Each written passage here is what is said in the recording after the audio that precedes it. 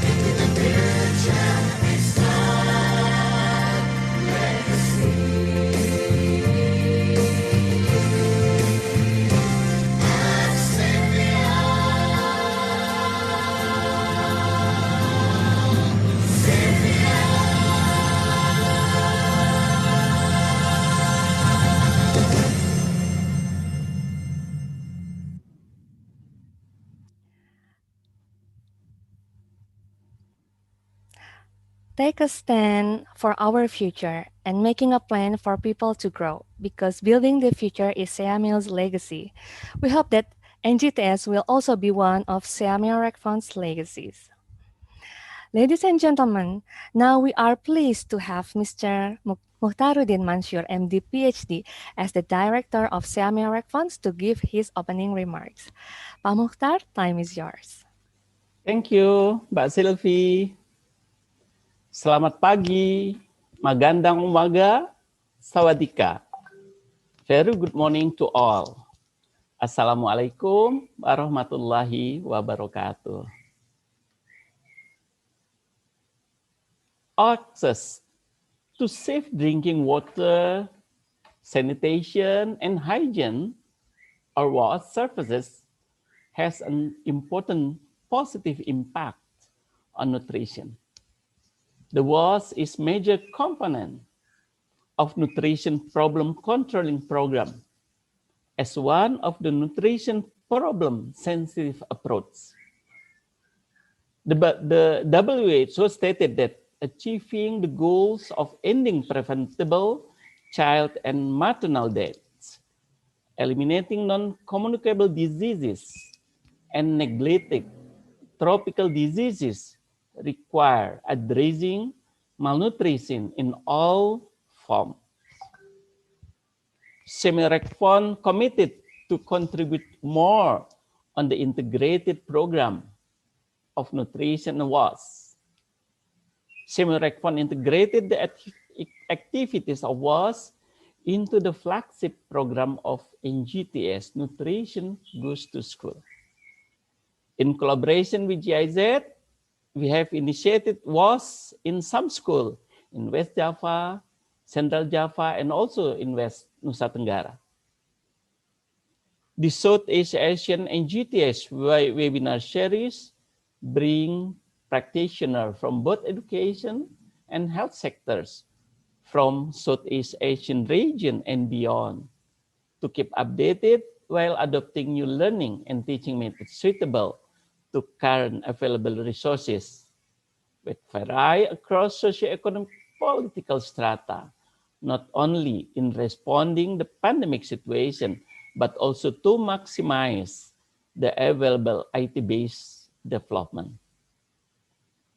These webinars aim to provide a forum to share and discuss best practices and lessons learned in the implementation of school-based nutrition and health programs. And it has been being conducted in October, November. This is the last session, I think. The first 3 sessions of webinar have been conducted with the theme on nutrition promotion, school feeding, and healthy school canteen. Today, we will be having the 4th session with highlights school garden and WAS program, specifically in Philippines, Indonesia, and Southeast Asia regional. In addition, the approaches and lessons learned related to school garden use in NGTS program will be also shared. We extend our most gratefulness for the speaker, Dr. Maria Corazon Dumlao, MD, MPH, DBHI, from Department of Education, Philippines. She is also our GB member, SEAMEO GB member for Philippines. Mrs. Iin Mulyani, Sarjana Science, from our loyal partner, Wikrama Vocational High School, Indonesia. And also long story collaboration with GIZ, Mr. Juan Alfonso Leonardia, MD, MSc from GIZ, and our Deputy Director Program, Dr. Jesus Corpus Fernandez. He is, again, our SEAMEO RecFon Deputy Director Program.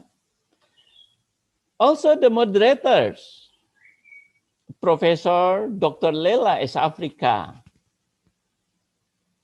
R&D from University of Philippines, Los Baños. And thank you again, Ms. Selvi, the MC, for the support in this webinar. I warmly welcome to the 459 registrants based on the yesterday evening data from 7 countries in Southeast Asia and beyond: Brunei Darussalam, India, Indonesia, Malaysia, Myanmar, Philippines, and Cambodia, and wish you a great learning experience in this webinar session. We hope that the information sharing you gain from this webinar will further be shared to your colleges and students and stimulate ideas for its application in your daily life, work, and school. I thank the coordinator, Dr. Judy and Dr. Lo Ade, and all the committee of this webinar series for their hard work. And of course, the Ministry of Education and Culture, Government of Indonesia, for providing support for this webinar. As we all a very successful session, salamat.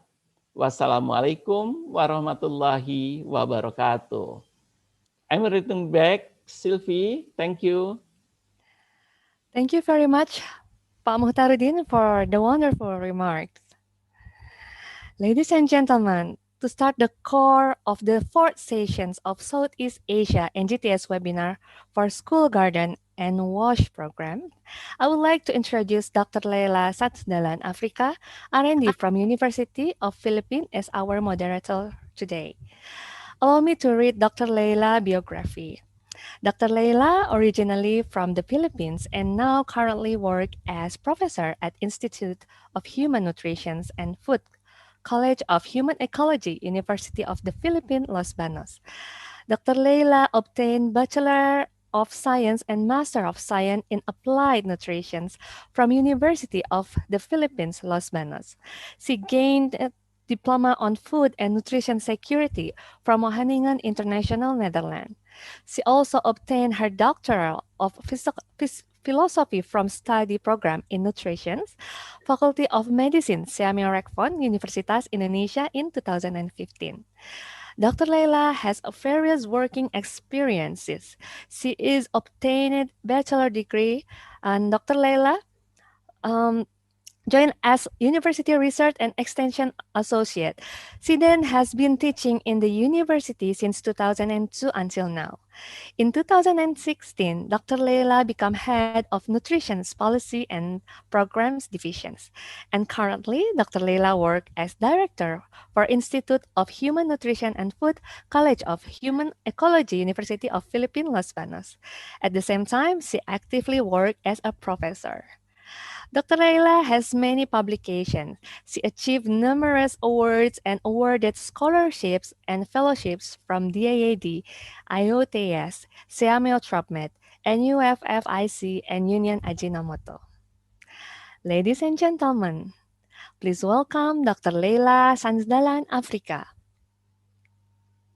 Thank you, Selvi, for that very generous introduction. I'm really You're welcome. honored to be the moderator of this Southeast Asian Nutrition Goes to School webinar number 4. I think this activity aims to share and discuss the best practices and lessons learned in the implementation of school-based nutrition and health programs towards improving the nutrition and health status of our school children, right?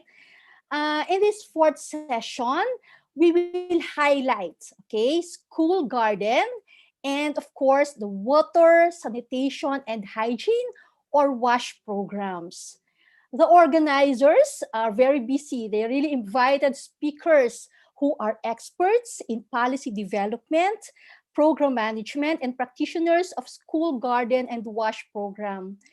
Let me now introduce all our distinguished panel of speakers. And after I introduced all the speakers, they will be the one they will present their presentation. Okay. Our first speaker is Dr. Maria Corazon C. Dumlao, the Chief of School Health Division from the Bureau of Learner Support Services of the Philippines Department of Education. She has been in the division for almost 2 decades. Okay, let's wait for the slide.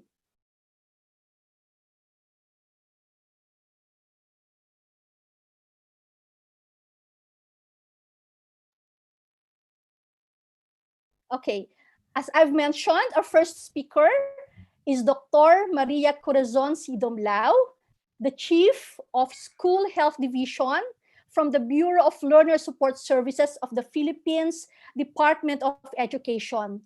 She has been in the division for almost 2 decades, and in 2019, she led in the launching of the Oplan Kalusugan or OK sa DepEd. This is the convergence of DepEd's health programs, plans, policies, and activities for their effective and efficient implementation at the school level in partnership with various stakeholders.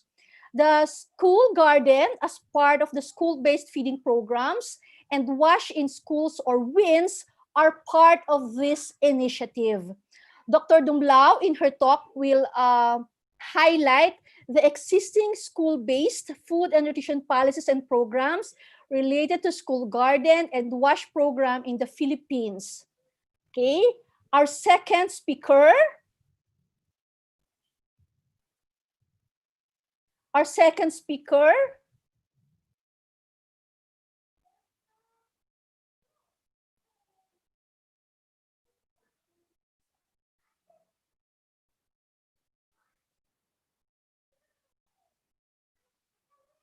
Okay.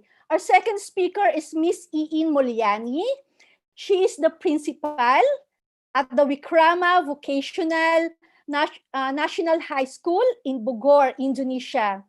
She coordinated the following programs, including the Education Sustainable Development Food Project, Nutrition Goes to School Program, Green School Program, Climate Change Program, Education Sustainable Development Implementation at the school, and ASPNet, or the Associated School Project Networking under the UNESCO.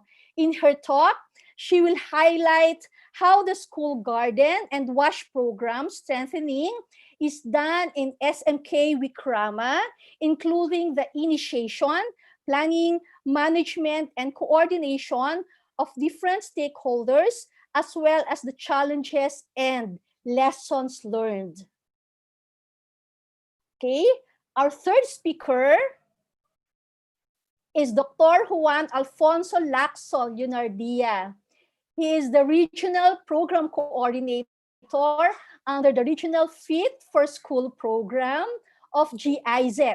He provides technical assistance to government partners in Indonesia and in the Philippines by establishing an enabling program environment for water, sanitation, and hygiene in schools through the management solutions that work and in the long run at large scale.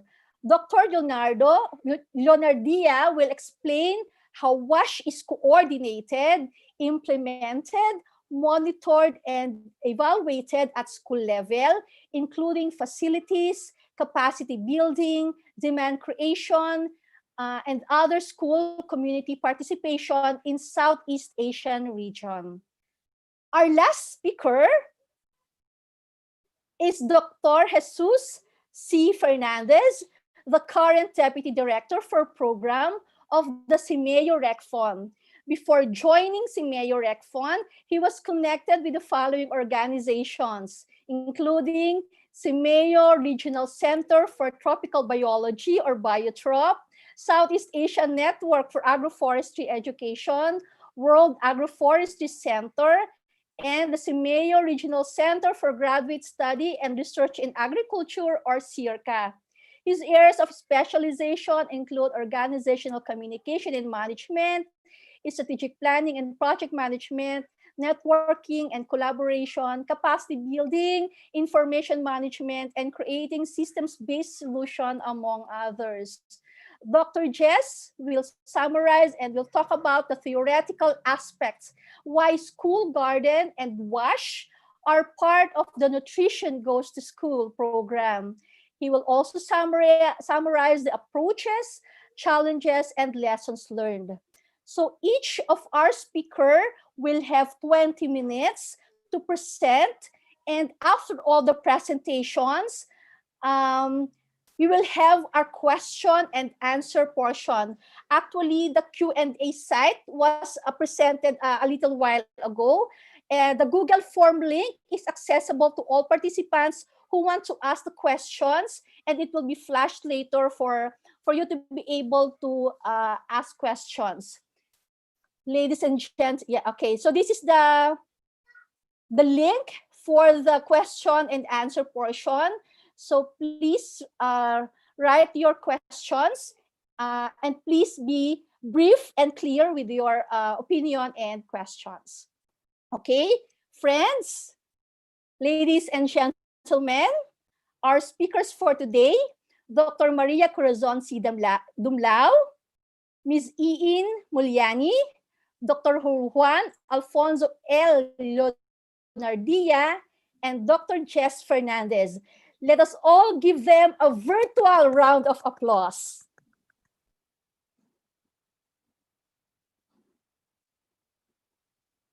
Our first speaker is Dr. Maria Corazon C. Dumlao.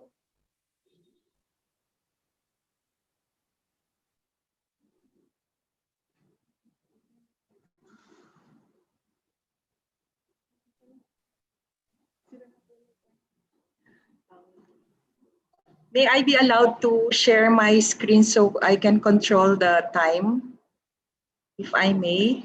Yeah, sure, Dr. Dumlao. Thank you, Director Jess.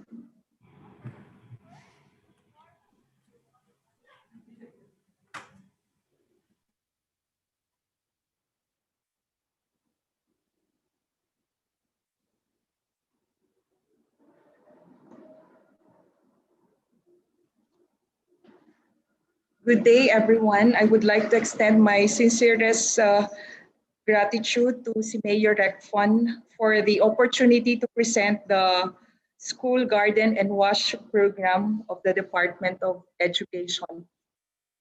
To contextualize my presentation, the flow will be as follows. I will present the overview of the Department of Education, and then we'll talk about the implementing unit, the BLSS School Health Division, and of the Operational Plan for Health in DepEd, the WASH in Schools program, the Integrated School Nutrition Model, and the School Vegetable Garden. The mission of the Department of Education calls for learner support services to ensure that the students learn in a child-friendly, gender-sensitive, safe, and motivating environment, and that administrators and staff, as stewards of the institution, ensure an enabling and supportive environment for effective learning to happen. The organizational structure of the Department of Education ensures that there is an office that serves as implementing unit for the School Health and Nutrition through the Bureau of Learner Support Services School Health Division. And since the department is centralized, we have structures at all the governance levels to perform specific functions from the national to the school level. Let's look at the overview of the BLSS School Health Division as the implementing unit. The BLSS formulates the national framework for learner support services and develop policies and standards of programs and projects for the holistic development of the learners aligned with the K-12 program. And the School Health Division is tasked to come up with programs and policies for the improvement of learner readiness in terms of physical health and proper nourishment. The School Health Division guides and capacitates the education supervisors, administrators, health personnel, teachers, and other offices to effectively implement the school health programs and projects. These are the school health division's key areas. We have the nutrition support to learners, and it is where the Gulayan sa Paaralan is lodged under the school-based feeding program. We also have the healthy school environment, and we have here the Wash in Schools program. We also have the medical and dental health management, and it is composed of different services that includes school-based immunization, the deworming program, which is also part of the Wash in Schools, nutritional assessment, weekly iron, folic acid, and we also have the dental health services that includes the oral health examination and treatment. And we also have school mental health. This is important to note because there's a link between all the different programs. We have, we'll be discussing school garden, which is part of the school-based feeding program, and the Wash in Schools, which is a complementary program of the school-based feeding program. Now, the Department of Education ensured that there is convergence of all of these flagship programs. The flagship programs includes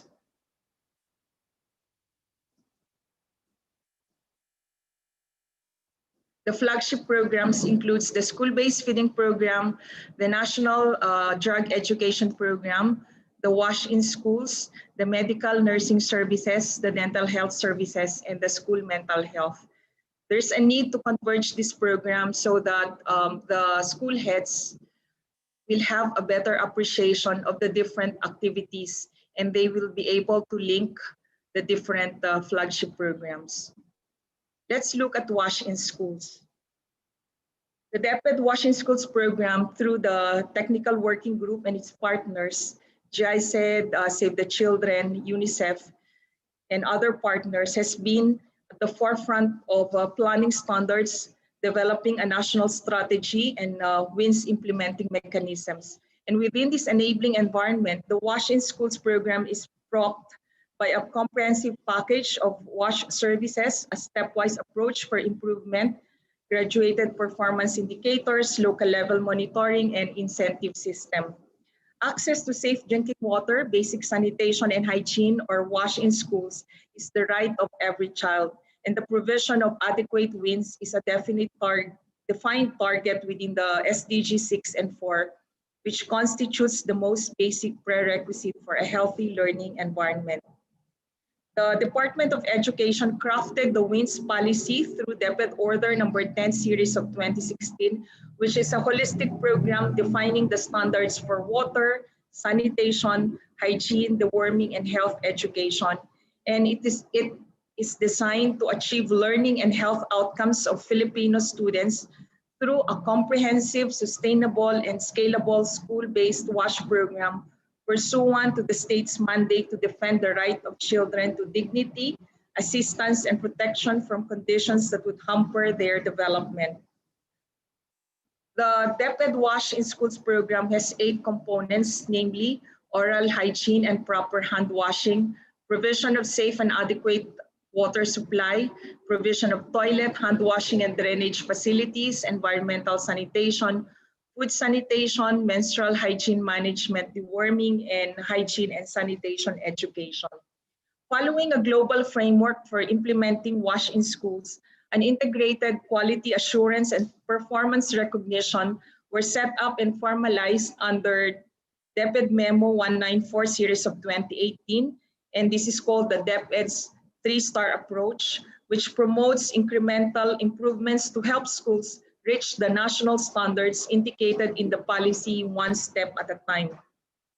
The journey of 1,000 miles begins with a single step, and the 3-star approach lays down concrete actions that schools can embark upon on their journey towards reaching the national standards and recognizing their efforts along the way. The first step, which is the 1-star level, begins with actions that schools can achieve on their own without the need for external resources. The three-star school has been recognized as schools meeting the national standards. The DepEd Wins uses the three-star approach, and the components are operational standards. First, the operational standards. The cornerstone of the TSA is a set of rubrics that articulates the incremental steps towards the national standards and achieving the objective of WINS. We also have the monitoring and evaluation system that describes the processes involved in schools, self-analysis as basis for planning to address the gaps and our continuous improvement, and the data being collected in the WINS TSA monitoring complements the DepEd's basic education information system. And we also have the recognition mechanism, which ensures that schools are motivated to move towards the national standards. And it gives premium to the effort of the school community to improve the results of these efforts. The Wash in Schools three-star approach is accompanied by the WINS online monitoring system that gathers and provides data appropriate for school level utilization. And having data and a way to visualize and interpret data such that it makes sense to decision makers and key stakeholders is one of the drivers of the WINS program. Hence, the WINS dashboard was established using Power BI. The data not only shows for better planning and delivery of technical and structural assistance, but also informs the capacity development activities of the central office. The WINS monitoring participation has increased substantially over the 3-year monitoring period, with an increase of roughly 10% or about 5,000 schools each year. Also, notably, the number of schools reaching the national WINS standards has increased dramatically from only 41 schools at the baseline to nearly 1,000 in school year 2019-2020. The Wash in Schools three-star approach designates 5 crucial indicators that need to be achieved in order for a school to reach 1 star. Of particular note are the hand washing related ones, including access to group hand washing facility with soap and conduct of daily group hand washing activities. And though these 2 indicators are most challenging to achieve, there has been steady increase in the past 3 years on these indicators. Now, in using the dashboard, one can see that across the monitoring period, one of the areas where schools perform better than other areas is in drinking water. This means that by highlighting its need to come up with solutions to make drinking water available for children while in school, where there is no pipe-in supply, drinking water is made available through children bringing water in bottles to schools, classes contributing to purchase water, or schools providing budget for water delivery. What gets measured gets done. And the three-star rubrics not only serve as checklists of realistic action points to assure implementation quality, but also provide the metrics for performance management, transparency, and accountability. Aside from the face-to-face WINS program orientations, there have been that have been conducted since 2018. DepEd and its DWG partners have also been finding more efficient ways to deliver capacity building, such as the WINS massive online course for schools and divisions that were piloted just before the pandemic. With the support of GIZ and SEAMEO Inutech, we're fortunate to be ready with these courses at the time as the demand for online learning skyrocketed under the quarantine period that extends until today. Webinars and content for DepEd TV on WINS topics have also been conducted since May 2020. Resources on the Wash in Schools program, such as the WINS booklets on hygiene, water, sanitation, and deworming, are also available for download through the DepEd WINS webpage and DepEd's Learning Resource Portal, DepEd Commons. These booklets provide practical guidance on how to improve the school wash conditions, covering topics ranging from water sources to food safety. In collaboration with the Education Facilities Division of the department, A range of designs for hygiene facilities have been consolidated and shared with schools to support their WINS efforts, especially since compliance to the WINS policy has been reiterated in DepEd's Basic Education Learning Continuity Plan and the required health standards. While an enabling environment of policy guidelines and monitoring and recognition, capacity development resources, and financing mechanisms are in place, motivation to implement the program at each level still varies over time and place, but compliance to the standards are slow but steadily rising. And certain aspects of the program crucial to its implementation, such as water supply, rely heavily on local government support and is beyond the jurisdiction of DepEd. The WINS policy and its implementing guidelines serve as backbone for the alignment of efforts, clarity of roles, measurement of results, and harmony in messaging. And the WINS TWG aligned and multiplied the efforts of the government and its partners and led to a synergistic win-win scenario that benefited all interests. And monitoring activities are not only for performance management, but at the same time also serve as guidance for action and venue for community development. And data that is transparent and able to quantify success as well as gaps triggers action. So making a healthy learning environment part of the school's core business and integrated within the scope of school management and its basic services makes it better prioritized and more practical to address. So programs run better when performance is being measured and good performance is recognized and rewarded. So we take one step at a time and set manageable priorities. Now let's go to the integrated school nutrition model, which is designed to promote and maintain the nutritional well-being of learners as a strategy towards the attainment of quality education. So if you look at this, you look at the project description, the biointensive school garden is the heart of the integrated school nutrition model. So it includes nutrition education and supplementary feeding.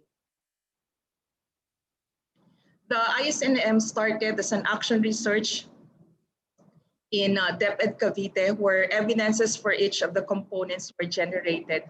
And results show that supplementary feeding of malnourished school children using iron-fortified rice and indigenous vegetables from school gardens significantly improved their nutritional status. And it enhanced the knowledge, attitude, and practices on gardening and nutrition were observed among parents.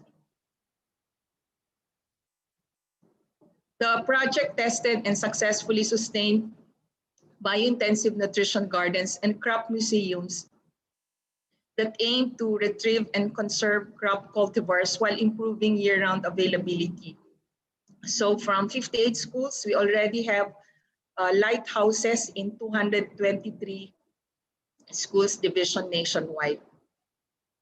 So these are the major components, the biointensive gardening, and these were enhanced using ecological gardening practices to improve productivity and sustainability. We also have the school-based feeding program and nutrition education. So the results show that enhanced garden productivity and functionality, and we have improved year-round availability of diverse vegetables with lesser inputs, easier maintenance of gardens, and overall improvement in yield and crop performance. There's conservation and mass production of indigenous vegetables through the establishment of 27 school crop museums in the pilot stage, and also improve the nutritional state of school children. And serving vegetables produced in the school garden resulted in better nutrition while lowering feeding costs. These are the accomplishments for the integrated school nutrition model. I will not discuss it in details, but this can serve as a reference to highlight the strength of the program.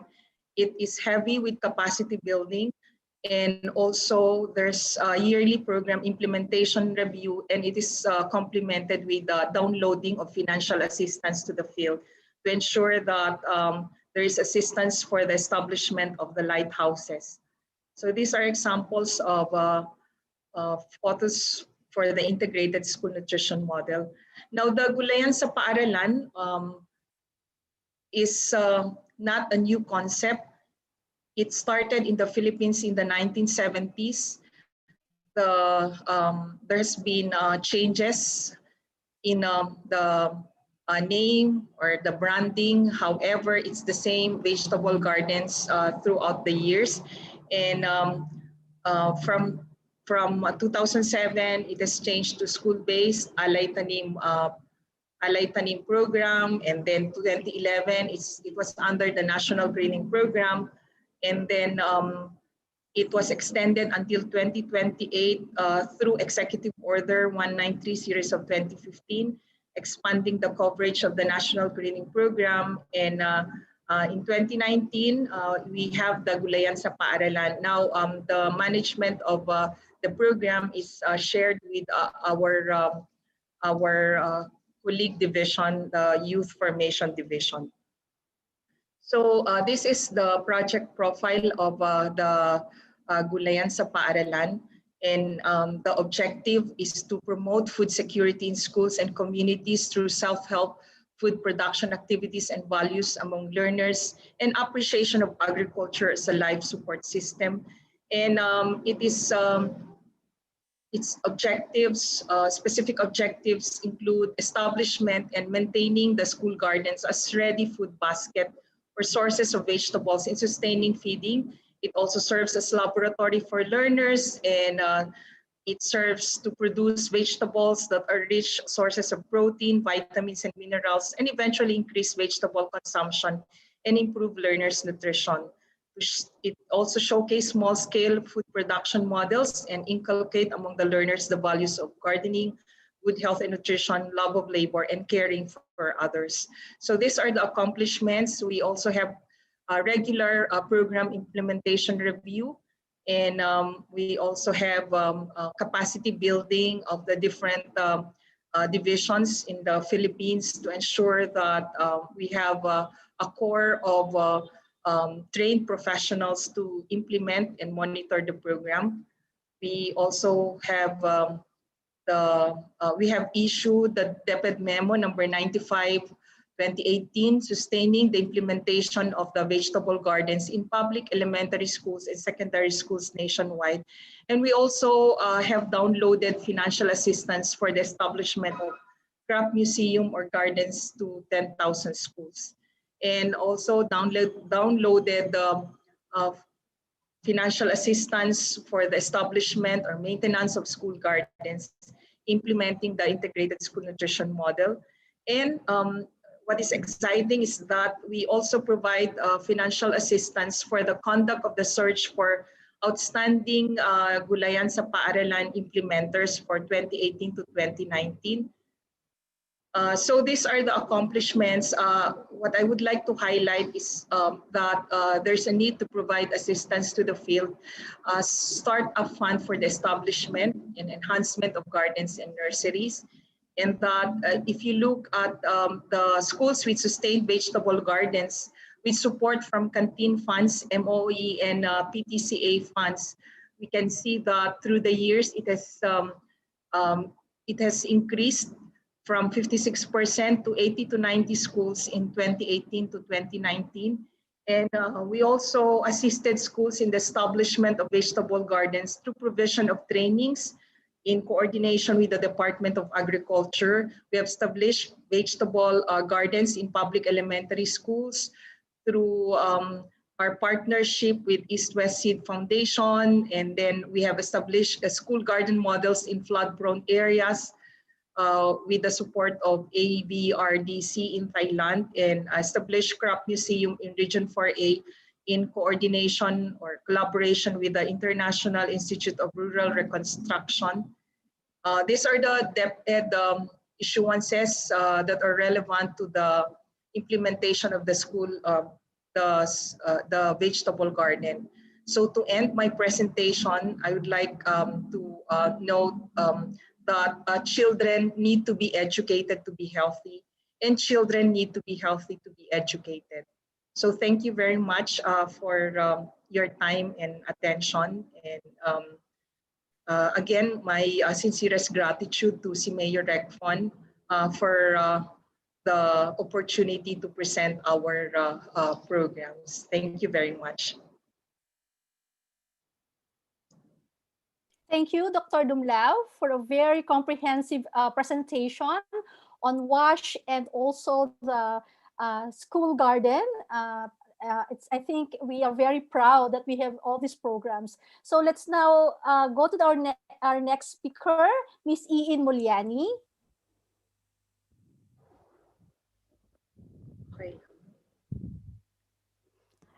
Okay, thank you very much, Dr. Leila. Assalamualaikum, good morning, selamat pagi to all the participants.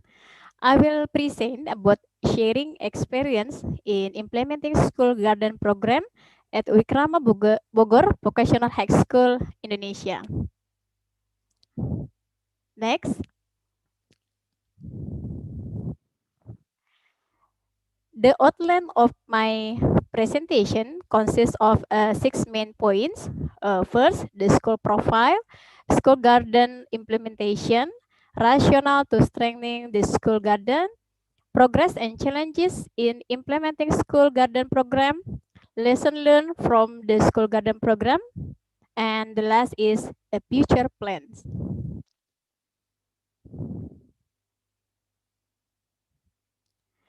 Wikrama is located in the east of Bogor. It was established in 1996 under Prawitama Foundation. Wikrama is private school with only 34 students at the time. As a private school, we pay attention to efficiency as a strategic management. Next. Currently, we have 1732 students with 109 teachers and staff, and our school area is nearly 5,000 square meters. Wikrama is a Adiwiyata school. Adiwiyata is the name of the environmental program under the Ministry of Environment, which started in 2006. Wikrama is also a member of the school who is part of a UNESCO project such as the Educational for Sustainable Development Program, or we call ESD program, the Climate Change Education Program, and others. In 2019, Wikrama received an award from the Ministry of Education as National School Excellence. Next. Other achievements in environment and health can be seen here. Next. The school garden program at Wikrama was the result of a long journey. At 2005, Wikrama took part in the Go Green School competition, which was held by the Kehati Foundation. Utilization school area for productive plants, medical plant, and decorative plant is part of the implementation of the Go Green School program. Planting productive plants is starting point to implement the school garden program. With all the limited resources, as a private school, Wikrama uses the rooftop of the school building to start gardening. In 2006, the school garden program was not only focused on gardening activities, but had to become a media to increase awareness of school community in environmental conservation. We optimize school garden and school canteen to support this program. The activities carried out are relevant to the Adiwiyata program, since Wikrama continue to participate in the Adiwiyata program until finally in 2012 we received award as an Adiwiyata Mandiri school. Adiwiyata Mandiri school is the highest level Adiwiyata program. The school garden program is very close to the implementation of the ESD program under UNESCO. In 2016, We receive training and mentoring from SEAMEO Biotrop and receive grant from Biotrop to develop oyster mushroom cultivation. Next. With the limited land, the strategy for implementing the school garden is carried out in 4 activities. There are hydroponic utilization, gardening on the rooftop, tabula pot-based school garden, and oyster mushroom cultivation. Next. Planning activity. First, identification of resources and infrastructure. And second, socialization program to all school stakeholders. And then setting up activity schedule plan. Building a team. ESD coordinator, school health unit, healthy canteen, and teachers will be a team in implementing school garden school program. 5, coordination with related parties, and 6, developing network with relevant stakeholder. Implementation of school garden program from the student's point of view. Gardening activity is carried out by 10 and 11 grade students, where 11 graders become peer tutors and assistants for their juniors. This activity is a co-curricular one aimed to make the student competent based on training. We call competence-based training. This activity must be followed by the student for 3 days in one academic year. This activity is recorded in a journal, which is one of the references in academic year and assessment. Implementation of school garden program from the learning side. School garden program is integrated into relevant subjects such as natural science and entrepreneurship. Learning activities carried out in the school garden are in the form theory and practice, where the teacher is a facilitator in their implementation. View from the curriculum approach.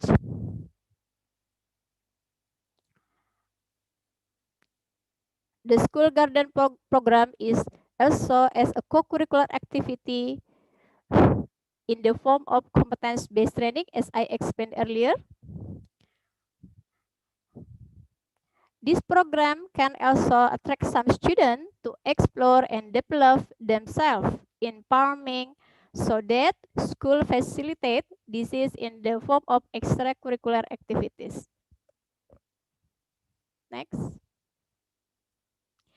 Based on its management, the school garden program is carried by a team appointed by the school principal, where this team is tasked to design an implementation flow, that is interconnected with other school programs. The school garden program is also part of the implementation of the education sustainable for development on biodiversity issue, and collaborating with various stakeholders is an important factor in implementing school garden program. We have collaborated with Bogor Environmental Office and SEAMEO Biotrop and other relevant institutions. Next. In its implementation, the school garden program has also been supported by a SEAMEO Biotrop in oyster mushroom cultivation. This cultivation is used as part of the school garden development program, and the activity are oyster mushroom cultivation training for sociopreneurship and nutrition improvement, and then oyster mushroom processing training for sociopreneurship and income increasing for student and community. Next slide. This photo tells about the flow of activities from the garden to the activities in the canteen. Activities in the school garden, from planting to harvesting, all involve students. Likewise, with the processing activities in the canteen. This activity is comprehensive and cannot be separated, so that the school garden program is closely related to the school canteen activities. Every year, the number of students increases, and then in early new academic year, health data show that more than 10% of new students experience malnutrition and have low vegetable consumption habits are to be a problem for Wikrama. This encourages us to provide learning or education about nutrition and healthy food production. The 10-hour full-day school system is the main concern of our school to provide healthy food for school society. Those are the reasons for us carry out the school garden program focus on nutrition issue. But Wikrama has no expert in carrying out these activities. So that's why we starting explore SEAMEO RECFON cooperation, and Alhamdulillah in 2018 we received assistance from SEAMEO RECFON. Next. Starting in 2018, school garden development activities have another objective as a medium for awareness of school community about nutrition. The implementation of the school garden program at Wikrama Bogor was strengthened by the presence of NGTS program under SEAMEO RECFON. Of course, this is a new energy for us to implement this program. Various activities provided by SEAMEO RECFON in support of the school garden program are assistance in monitoring the school canteen, training for teachers, next, training for student parents, training for students, program assistance, next, and also material procurement assistance. The school garden program ultimately taps into other programs and interconnected. Therefore, to maintain the sustainability of the school garden program, synergy is needed between these programs in its implementation. School programs that synergy with each other are the ESD program, the Healthy Canteen program, the Healthy program, and also the Learning and Teaching program.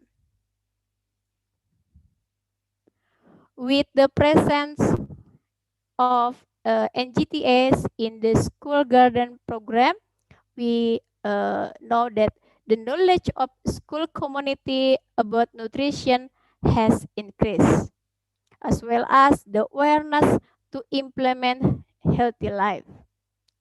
The food provided by the school canteen is of high quality because the managers of canteen have received training from SEAMEO RECFON. All of this ultimately result in the high demand for food supply from the school canteen to the school garden program.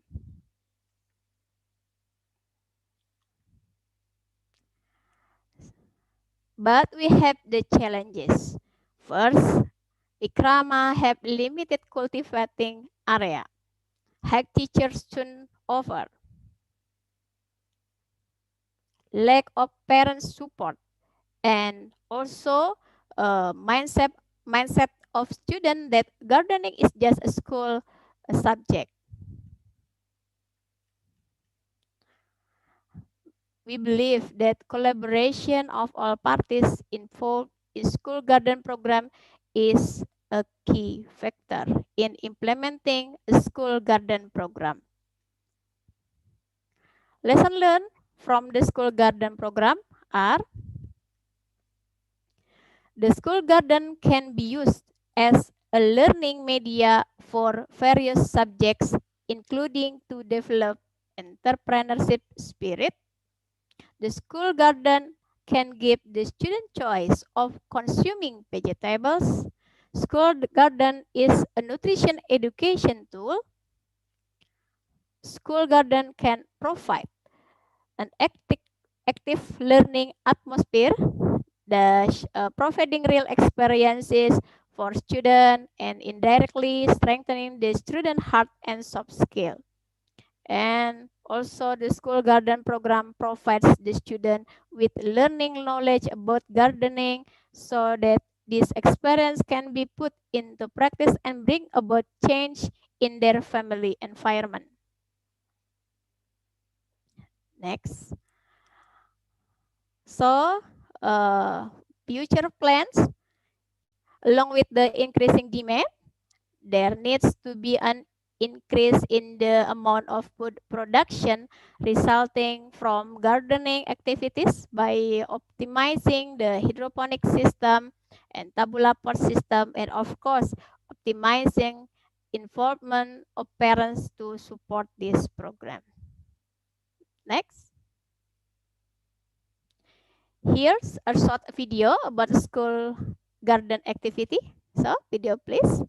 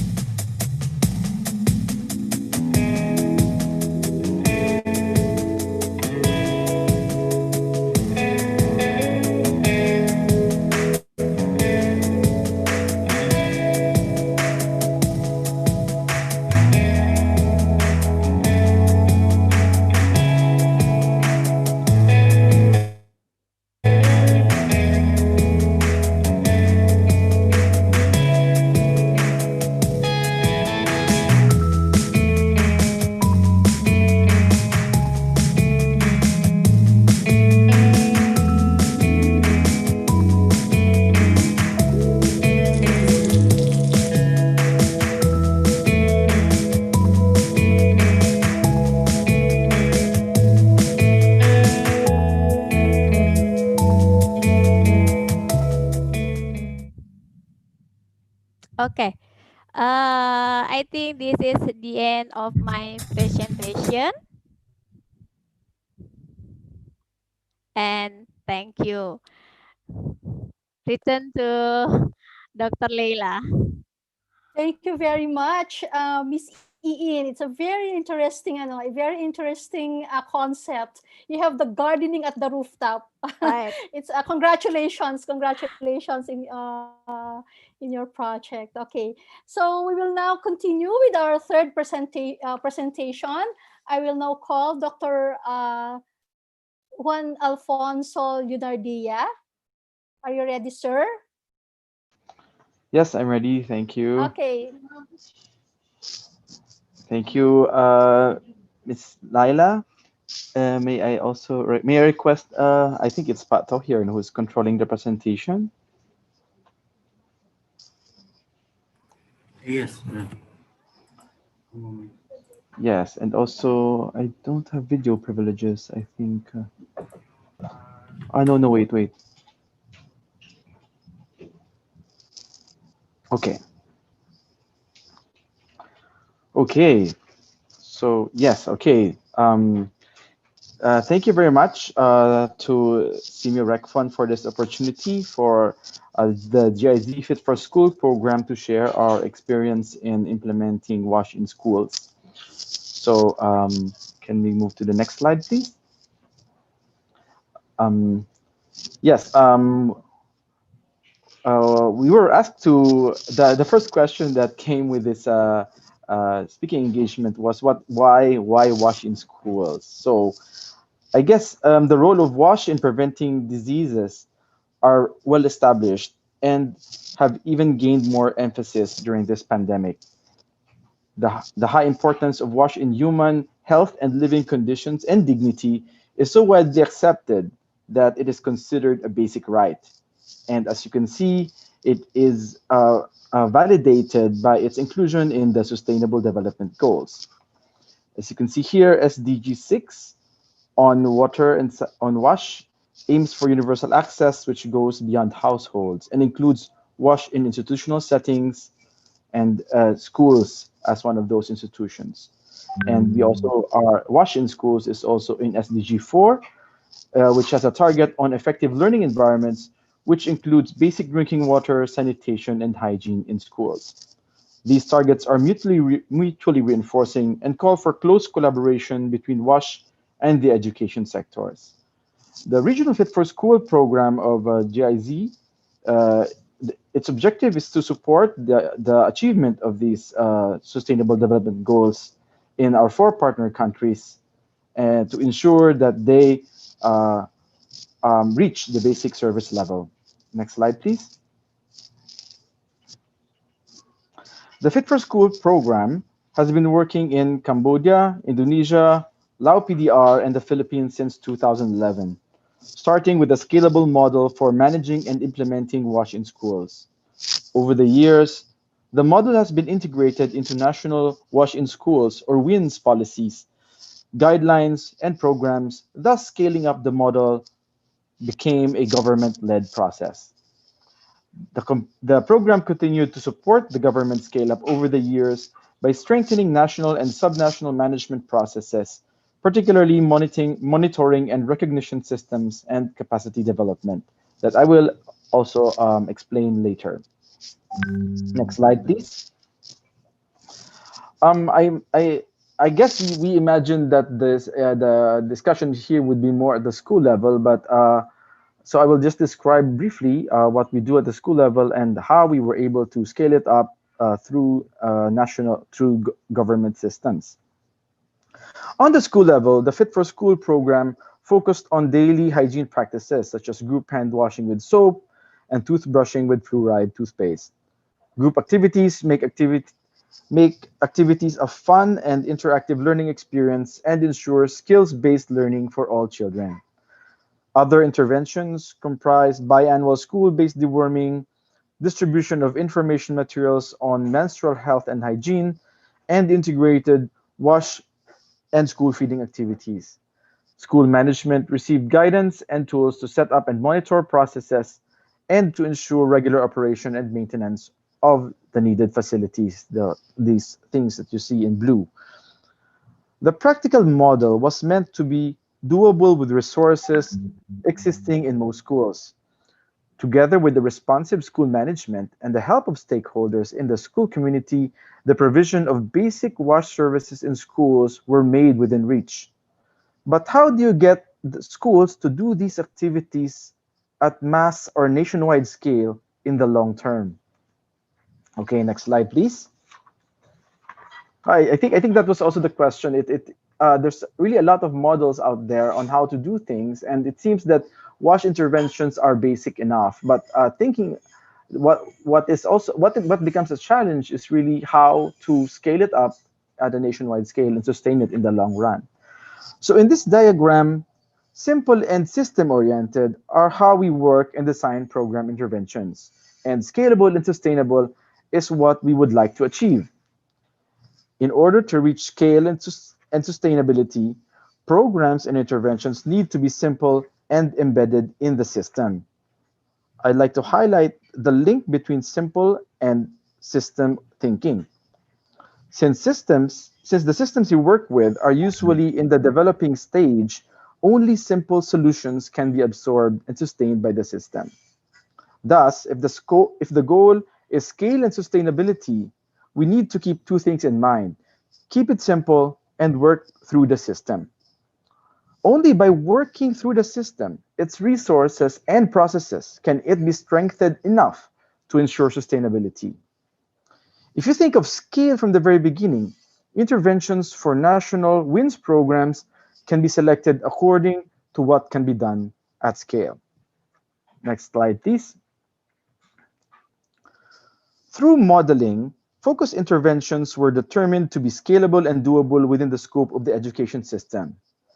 The program supported its scale-up by creating an enabling environment for its mass adoption, starting with their integration into national policies, guidelines, and standards. The policies and guidelines not only mandated the attainment of WIN standards and justified financing, but also served as a rallying point for aligning stakeholder efforts, particularly members of national technical working groups.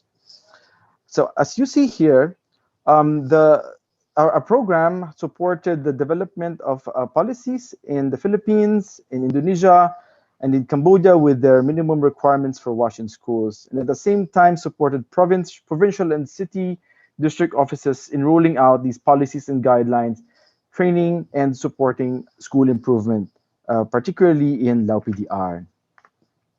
Next slide, please. The rollout of the national WINS policies and guidelines were supported by manuals, videos, and tools delivered through physical and online formats. These capacity development products provided clear and practical guidance on how WINS services were to be managed and delivered, and how these standards were to be achieved. So here, currently, we are supporting the Philippine Department of Education with a massive open online course on the WASH in Schools policy implementation for schools and division offices.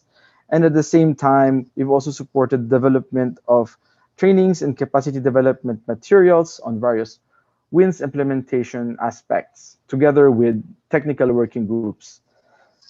Next slide, please.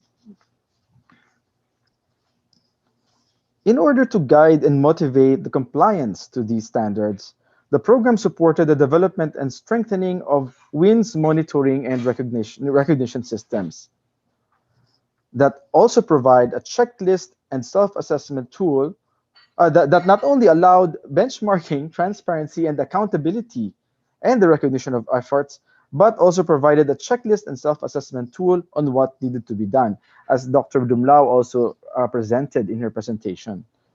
And the monitoring of data and its visualization through a dashboard support managers in planning, resource allocation, identifying technical assistance needs, advocacy, and lobbying for funds. And we are also supporting the Indonesian government through the improvement of Dapodik indicators and also with dashboards at the same time. In Cambodia, this is supported through the strengthening of the minimum requirements. Next slide, please.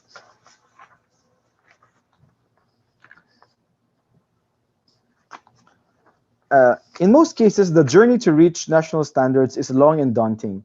Hence, it is good to take one step at a time and set manageable priorities. Schools should be encouraged to begin with small improvements and use the resources which are locally available while getting validation along the way. This will make a big difference and encourage the next step. And this is what you see here as the three-star approach, starting with what the resources that you have and ending with the achievement of national standards. Next slide, please. As WINS implementation and knowledge management and management practices are expected to improve and innovate over the years, the program also co-organized WINS international learning exchanges together with UNICEF. Through learning exchange and knowledge management, the experiences of WINS practitioners all over the world are continuously distilled and consolidated into recommendations that are abreast with the times. So we have supported also the organization of 3 international learning exchanges now, 2 in the Philippines, 1 in Indonesia. And we also share our knowledge products through the SEAMEO network and are an active member in the Global WINS network. And also support advocacy and evidence for our interventions through research and case studies. And all these go together to create an enabling environment for scaling up WINS that you see in the school level. We also supported the hygiene infrastructure, as inadequate wash infrastructure remains one of the barriers to reaching the SDGs. So low-cost wash technologies and solutions for schools were developed over the years so that schools in various settings will have no excuse not to provide basic wash services. So here you see how group hand washing facilities to have evolved over the years. You see just a punch pipe here with a tank. And on the next slide, uh, we have a prefabricated group washing facility with nozzles for individual hand washing. And we've also supported manuals on hand washing facility options internationally, and also supported the recent one in Indonesia. Next slide, please. Okay, so yes, sorry, next slide, please. Yes, that's a duplicate slide that I wasn't able to delete. Next slide, please. Yes. So there was a question, so that I should also somehow talk about the interface with nutrition. And aside from what Mukhtar already emphasized in his earlier speech, WASH is a prerequisite for nutrition, as hygiene is a component of food safety, and safe drinking water is on the cornerstone, one of the cornerstones of a balanced diet. The program thus partnered with nutrition programs in Lao PDR in Indonesia to reinforce the practice of hand hygiene before meals. So in Lao PDR, we worked with the World Food Program to support the implementation of hygiene activities as part of the school lunch program. And in Indonesia, we partnered with SEAMEO RECFON to uh, so to model the integrated implementation of WASH and nutrition programs. Next slide, please. Okay, so yes, so now with the challenges. Now you can I'll not tackle everything here now, because I think some aspects were already discussed by Dr. Dumlao, and just pick a few to discuss further. So as we've seen in the countries we've worked with, capacity building measures are not very systematic and reliant on staff time. But we try to address this by coming up with open online courses, which somehow allow us to deliver capacity development on mass scale, and also to have more consistent messaging. And also the anchoring of on the national level in some kind of policy, and the policy framework also was a challenge back then, but it seems now we have succeeded already in several countries with this. And also the prioritization of wins amidst all other education sectors remains a continuing problem. And that is why we still need to continuously advocate for the prioritization of WASH schools, where that is where dashboards and data become important. Of course, we also still need to understand what drives political agendas, policies, and budget decisions, and identify the right incentives. As being a government process, we are still reliant on government support and prioritization. And of course, working at the national level makes it difficult to listen to the voice of those in the front line, particularly the needs of schools, teachers, and parents. And but we hope that learning knowledge exchange platforms and digitalization will make this more easier in the long run. And also by including their participation in monitoring processes, we also get their insights, and not only that, but also are able to mobilize resources better, and also better exact accountability from schools. And finally, alignment of partners and their different programmatic priorities with those of the ministries of education were a challenge back then. But with TWGs, with the establishment of TWGs, we were able to, and also a policy to rally action, to align action on, we were able to somehow address this.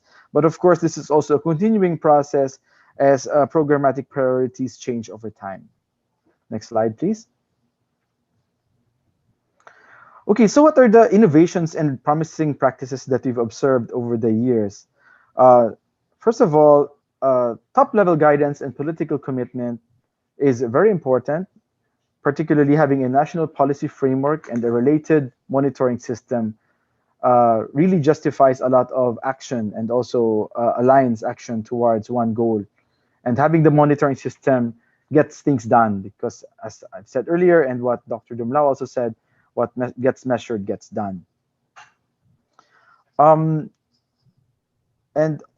the development of realistic, implementable, and affordable models that can be scaled up nationwide is also an innovation in itself. While these interventions have been existing over the years, cutting them down to what can be scaled up, simple enough to be scaled up and still remain relevant, we believe still is an innovation in itself.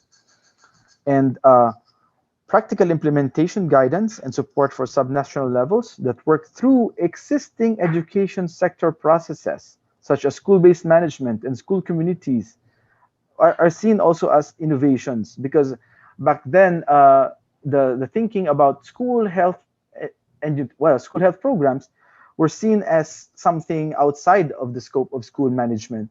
But once we were able to make this part of the basic services and school management activities that schools have to deliver, then the schools became more accountable for washing schools.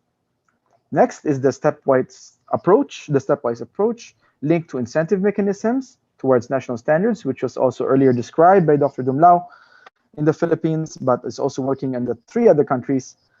And having knowledge platforms, learning exchange, and learning visits, seeing and believing, getting inspired by real experiences, and also knowing that the ground still being the implementers have the most wisdom as well remains relevant to keep our knowledge and delivery of WASH in schools up to date, relevant, and cutting edge.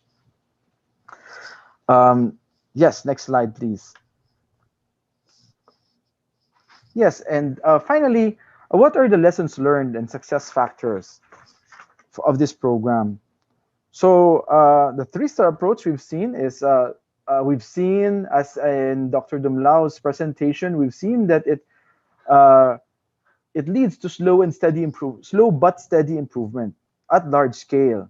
And with that, we can say that integrated monitoring and recognition works and get things done.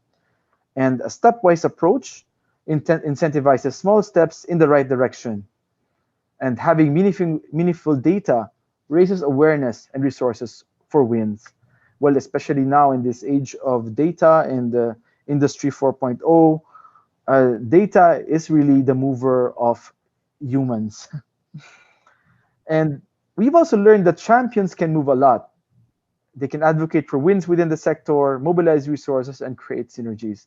We've seen this strongly in many countries, and particularly also in the Department of Education of the Philippines, which has really led this movement in the region and even in the world. And by moving a lot, they did not only mobilize wins in their countries, but also wins internationally as well.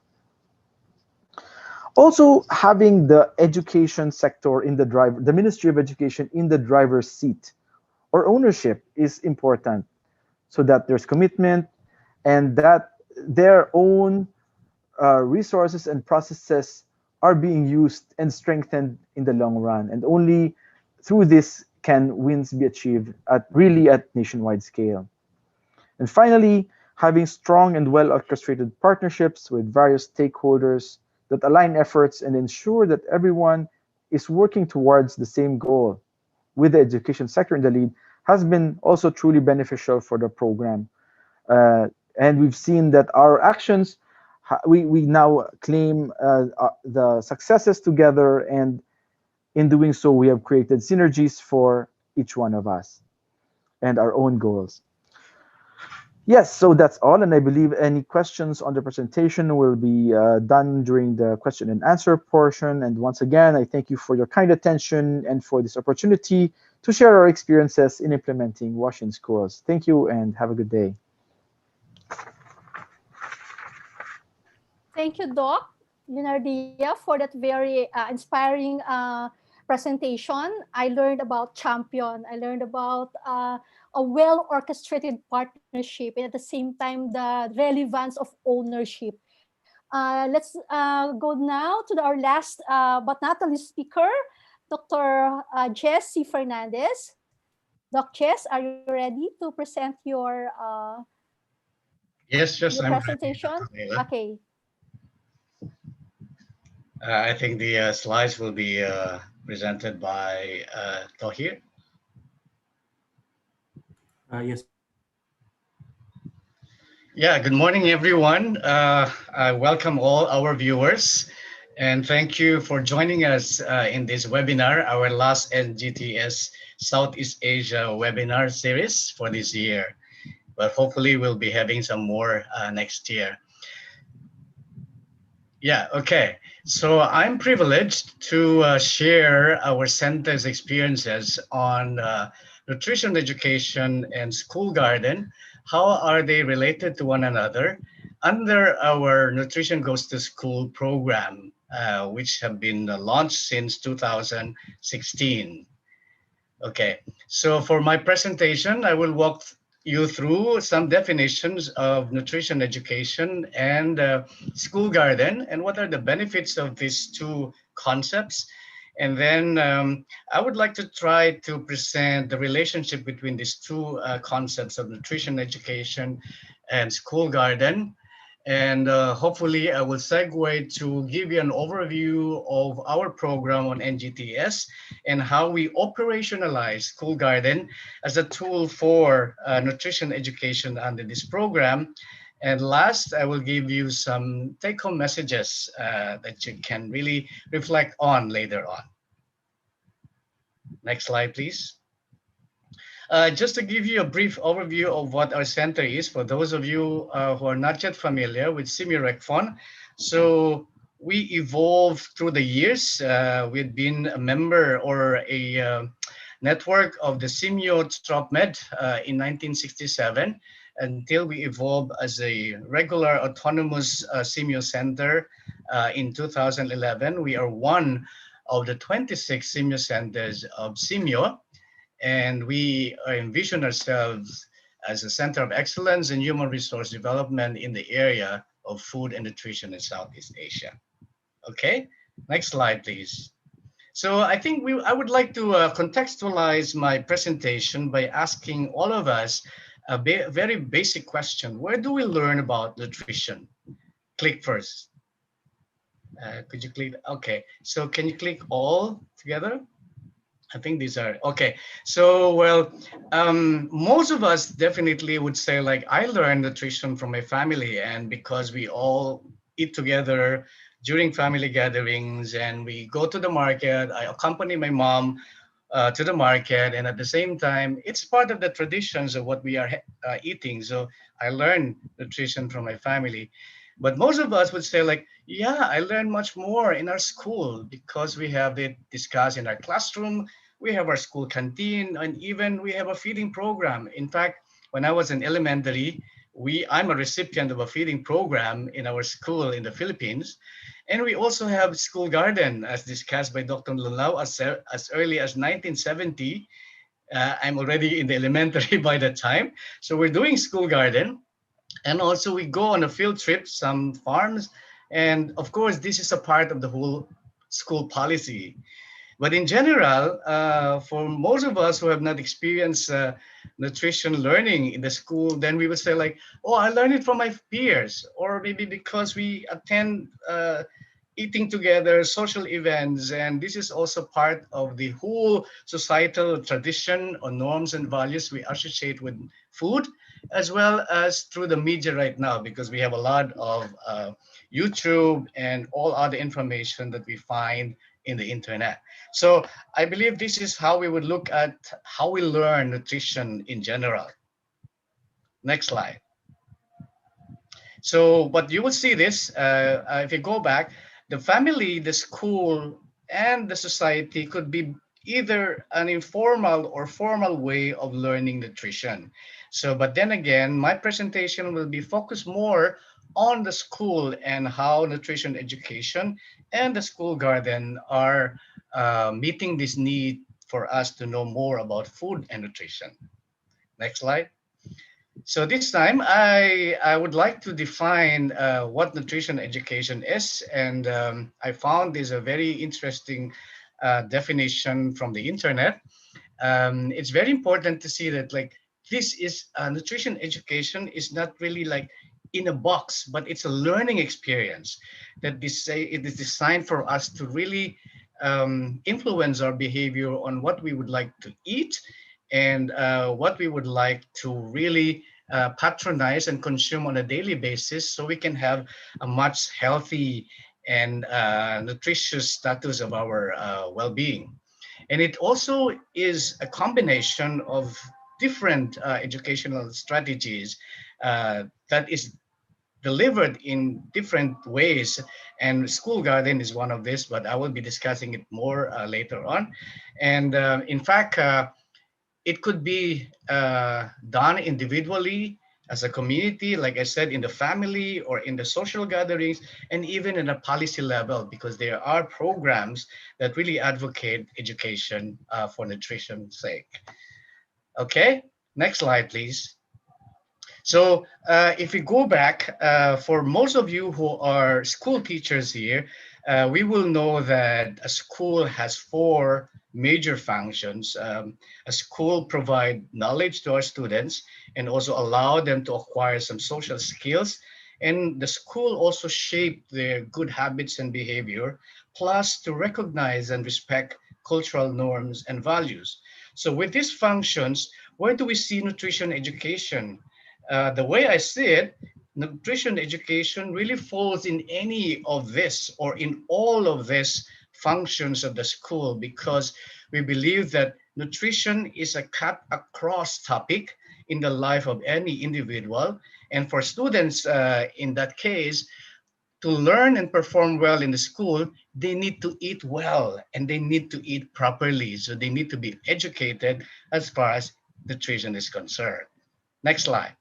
So we go now to defining what is a school garden. Again, I found this very interesting definition of a school garden from the internet. It's an interesting one because it describes the many facets of school garden as an innovative teaching tool where students can really have a hands-on experience uh, learning about interdisciplinary subjects in the school, science, not only nutrition, mathematics, and so on. And it's also a very dynamic, it provides a very dynamic environment. So where the students really explore, they can touch the plant, they can really discover, they can experiment, and they really nurture, and they feel happy to see plants growing when they are really nurturing a school garden. Plus, of course, school garden is looked at as a living laboratory because there are living plants there. And sometimes, in other schools, they have also fish, and in other school, they also incorporate animals, small animals, as part of the school garden. So it is where the students really actively participate and draw real life lessons from engaging themselves in school garden. Plus, of course, the students can gain understanding and appreciation about the environment. This is already exemplified by the experiences of Wikrama. And also they would learn about where do plants come from and how do we get nourished through them.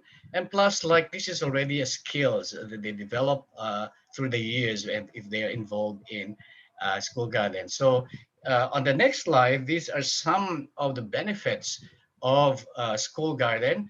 If you would see it also looking into the major function of the school, I believe school garden also fall under all these components or functions of the school, in as much as it is also something that touches the knowledge, touches the skill, touches the behavior, and also within the context of cultural norms and values that we have.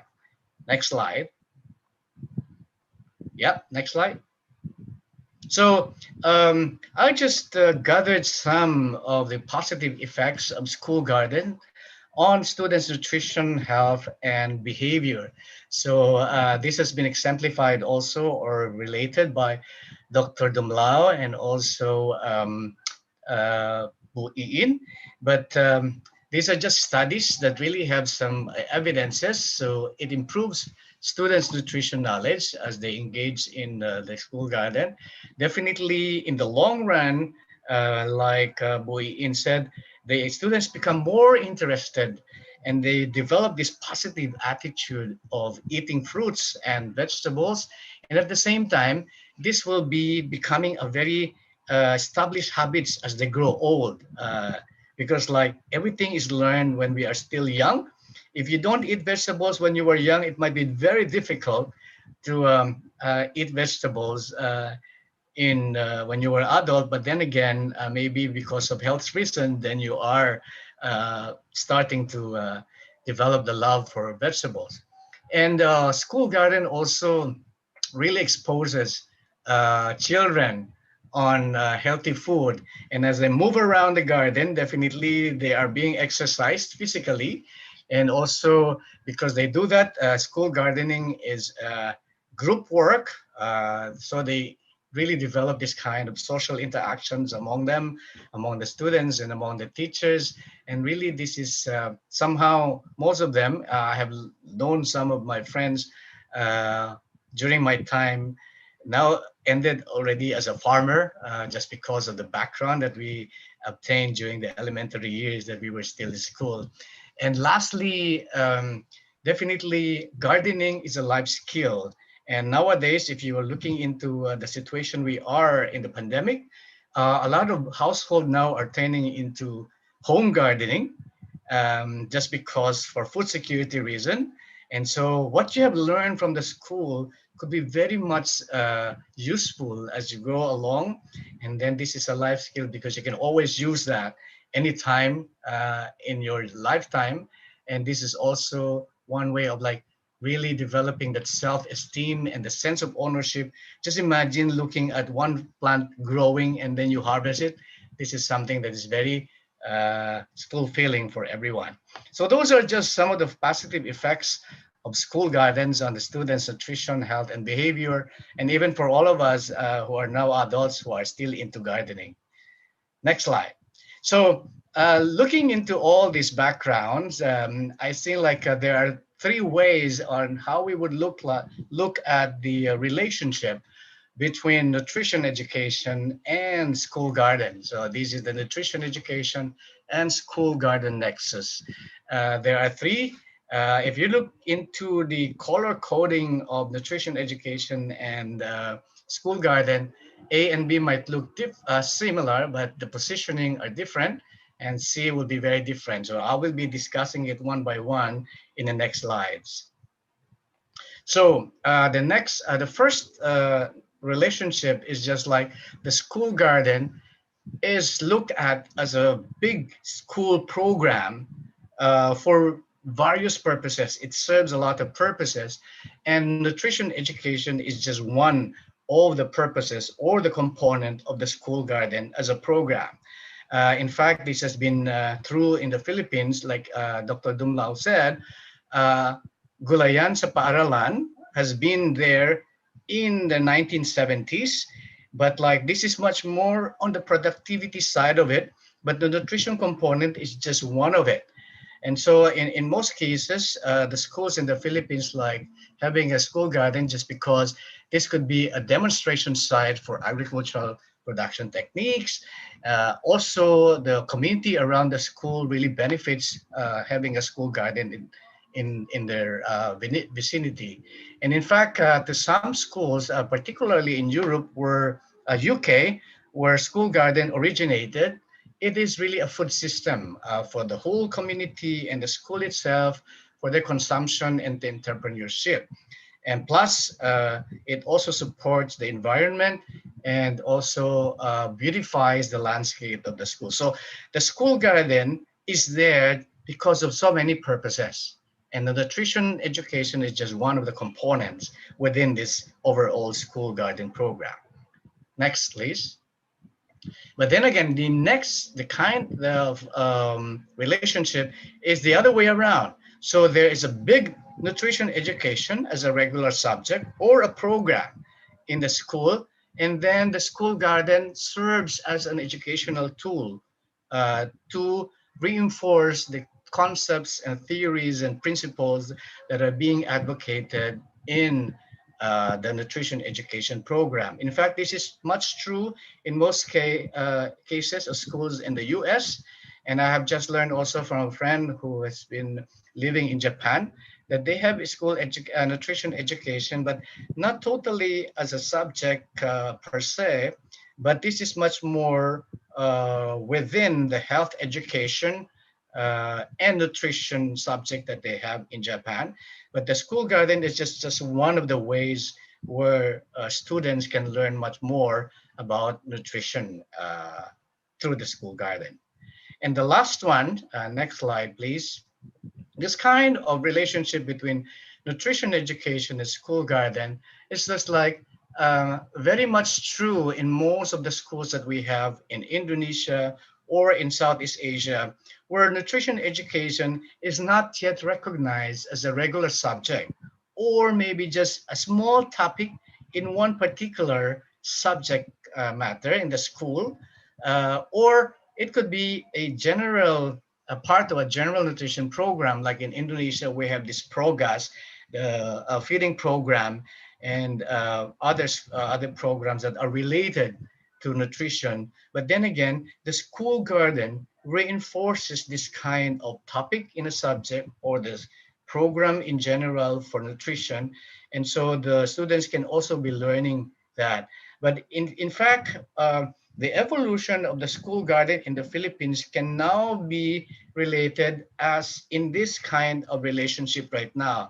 The way Dr. Dumlao said that this is an integrated program that they have, but then again, you will see that nutrition programs is on top, and then there is a school garden and all other reinforcing elements of the whole integrated program of the DepEd. In the same way also, maybe we can say that with Wikrama, as they are now looking into the school garden and also the nutrition when we started to train them as one of our school partners under our NGTS program. Okay, so I have established this kind of relationship between nutrition education and school garden nexus. So what now? So for the next few slides, I will be giving you our experiences on our NGTS program. Just for those of you who have not familiar yet with our NGTS. So this is a school-based multi-sectoral program that we emphasize the importance of the school as a mechanism to build the character of the students through developing good nutritional practices. Definitely, like if you look into like how many hours students spend in school, like 1/3 of their lifetime is spent in school, and 1/3 in the family, and 1/3 we just all sleep. So 24 hours. So in 8 hours of being in the school, this is very critical for them to learn much more good nutrition habits or food choices in that aspect. And hopefully we feel that nutritious kids will perform better and become more active in school activities compared to those who are not exposed to nutrition education. Next slide. So how do we implement the NGTS? So we have this approach, we call it the DESPIS approach. So we consider the demand, the supply, and the policy that exists within the school, and also how do we communicate all these three elements together to be able to monitor and make sure that the program is running well. And the school garden is part of the supply. That's why this is under like facilities. But learning materials under the school garden will be much more part of the training under demand. If you look at to the framework in the middle, you would see that nutrition education is one of the pillars of a framework. But then again, we have the school environment where the school garden is a part of it. And both this school garden or school environment and nutrition education form part of both the intra and the extracurricular activities of the students. And of course, without the support from the policy and management of the school, this will not all be successful. So this is how we frame our NGTS program. And the way we implement that, we have three phases. We initiate that in the school, and then we give technical assistance to the school to strengthen the program until such time that the program becomes institutionalized and the school themselves become a model of NGTS, and they can only also be a model to be patterned by other schools, or they can initiate their sharing of experiences to other schools. And this is what Bu Iin from SMK Wikrama just did this morning. She just shared their experiences in school gardening after they have been trained by SEAMEO RECFON and also SEAMEO Biotrop. Okay, next slide. So what are the components that we have under our NGTS program? So you can see school garden and nutrition education there. We have also the school canteen. We have a hygiene and sanitation, physical activity and nutrition and entrepreneurship. So Iin somehow discussed about the relationship of the school garden and the school canteen in their school. And the hygiene and sanitation has been emphasized also by Dr. Dumlao and also Dr. Johan in their presentations, that like it's very important, hygiene and sanitation in the nutrition education of the school kids, as also the same way our director has emphasized during these opening remarks. I would just like to recognize the collaboration that we have with our sister center, the SEAMEO Regional Center for Tropical Biology, or Biotrop in Bogor, who's taking care of the technical aspects of the school garden in our NGTS program. Next slide. So where do we implement our NGTS program at the moment, and how many schools are involved in this program? So you can see in the map, we have 6 areas or pilot sites of our NGTS. And 3 of them really, or 1, 2, 3, 4, 5 of them are in the Java Island, and 1 is in Kalimantan. So in West Java, we have Bogor, Cirebon, and Cimahi district with all the numbers of schools indicated there. We also have 1 in Klaten in Central Java, and in Eastern Java in Malang, involving mostly high school and vocational schools. We have the most number of schools under our NGTS in Kalimantan, in West Kalimantan, particularly in Sambas district, involving 92 schools. So this is how spread the program of NGTS in Indonesia. Although this is only in our piloting stage at the moment, because we would like to see the institutionalization of the program until next year, but we are now starting to scale up this program in Southeast Asia because the SEAMEO Council has endorsed this to be introduced in our neighboring countries. And we have had some experiences in Timor-Leste, and we are now having this negotiation to initiate NGTS in Lao PDR, as well as in the Philippines. In fact, we will be collaborating with Dr. Leila's University in the Philippines and another SEAMEO center in Los Baños, SEAMEO Circa. Next slide. So how does a school garden work for students' nutrition education under this program? So if I may classify or take the relationship or the nexus that I presented earlier, I believe our NGTS program will fall under this kind of relationship, where nutrition education and school garden are being developed simultaneously, in as much as most of the schools that we have in Indonesia, as I've mentioned, or even in Southeast Asia, are not really having a very definite nutrition education program compared to the other parts of the world. And then some of them have their school garden, but lacking in nutrition education. So what we want to see in NGTS is we are marrying these two together as part of our program framework. But what we are getting now as a feedback from all our school partners, the school garden is much more looked into as an extracurricular activity more than fully integrated in the classroom activities.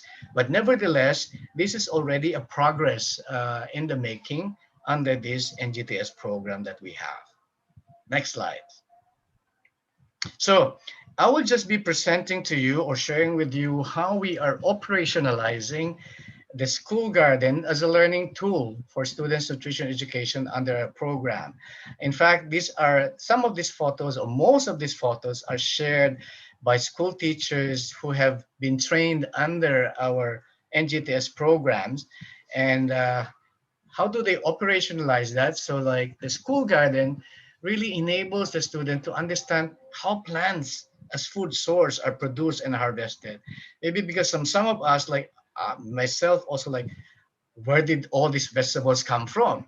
So as early as like primary student, they have to know like, we need to plant the seed, they have to germinate, they have to grow, we need to nourish them before they become plants and being able to harvest. So the school garden served that purpose because we look at plant as food sources.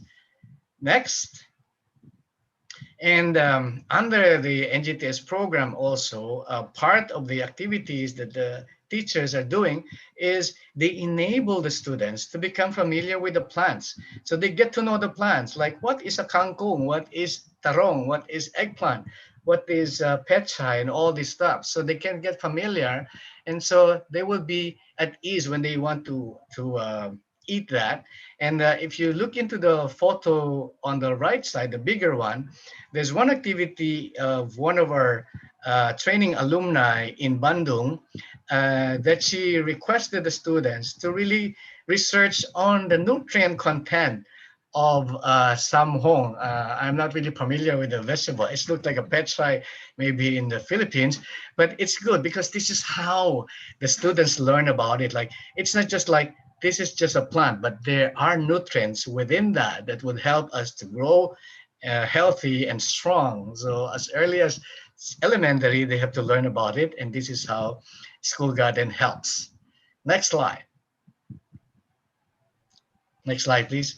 Okay, so once they have learned how to grow them, and once they have learned what are the nutrient contents of this plant, most of the school partners that we have enable the students to experience on how to harvest them, and how to cook them, and how to process them, and how to eat them. So like if you see in one of the photos on the left side, this is a very simple one, because like our kids now would like to have like burger and sandwiches, and they don't want to eat veggies. But one of the teachers was just like, no, no, no, we have to put some leafy vegetable in your sandwich. And so they say, this is good. Oh, I produce this. Now I can eat that. And then if you will see the photo below that, you can see the kids doing some processing the papaya and the fruits into fruit juice. So like before, maybe they don't know how to do that, but now they know how to do it. And then the other ones, like really schools are establishing cooking lessons, cooking together or eating together. So they can see the fruit of their labor once they are engaged in school garden, and they process, they produce. Next slide. And this is another interesting way of operationalizing or maximizing the use of school garden for nutrition education. Some of the teachers that we have, this is in Tasikmalaya. She uses the harvest from the school garden in learning mathematics among the school children. So the school children also learn how to appreciate the fruits or the veggies, and also how they can be used to learn more concepts in the school other than nutrition. So this is very interesting. Hopefully a lot of schools will do this in the long run. Next slide. And there is one school also, and I believe this is also in Bandung and also in Bekasi, that they, after the students have produced they harvested their plants, they are uh, not required, but they're encouraged to really sell it and promote. And this also allows the students to develop this kind of advocacy skills to promote and really become entrepreneur after harvesting their produce. Next slide.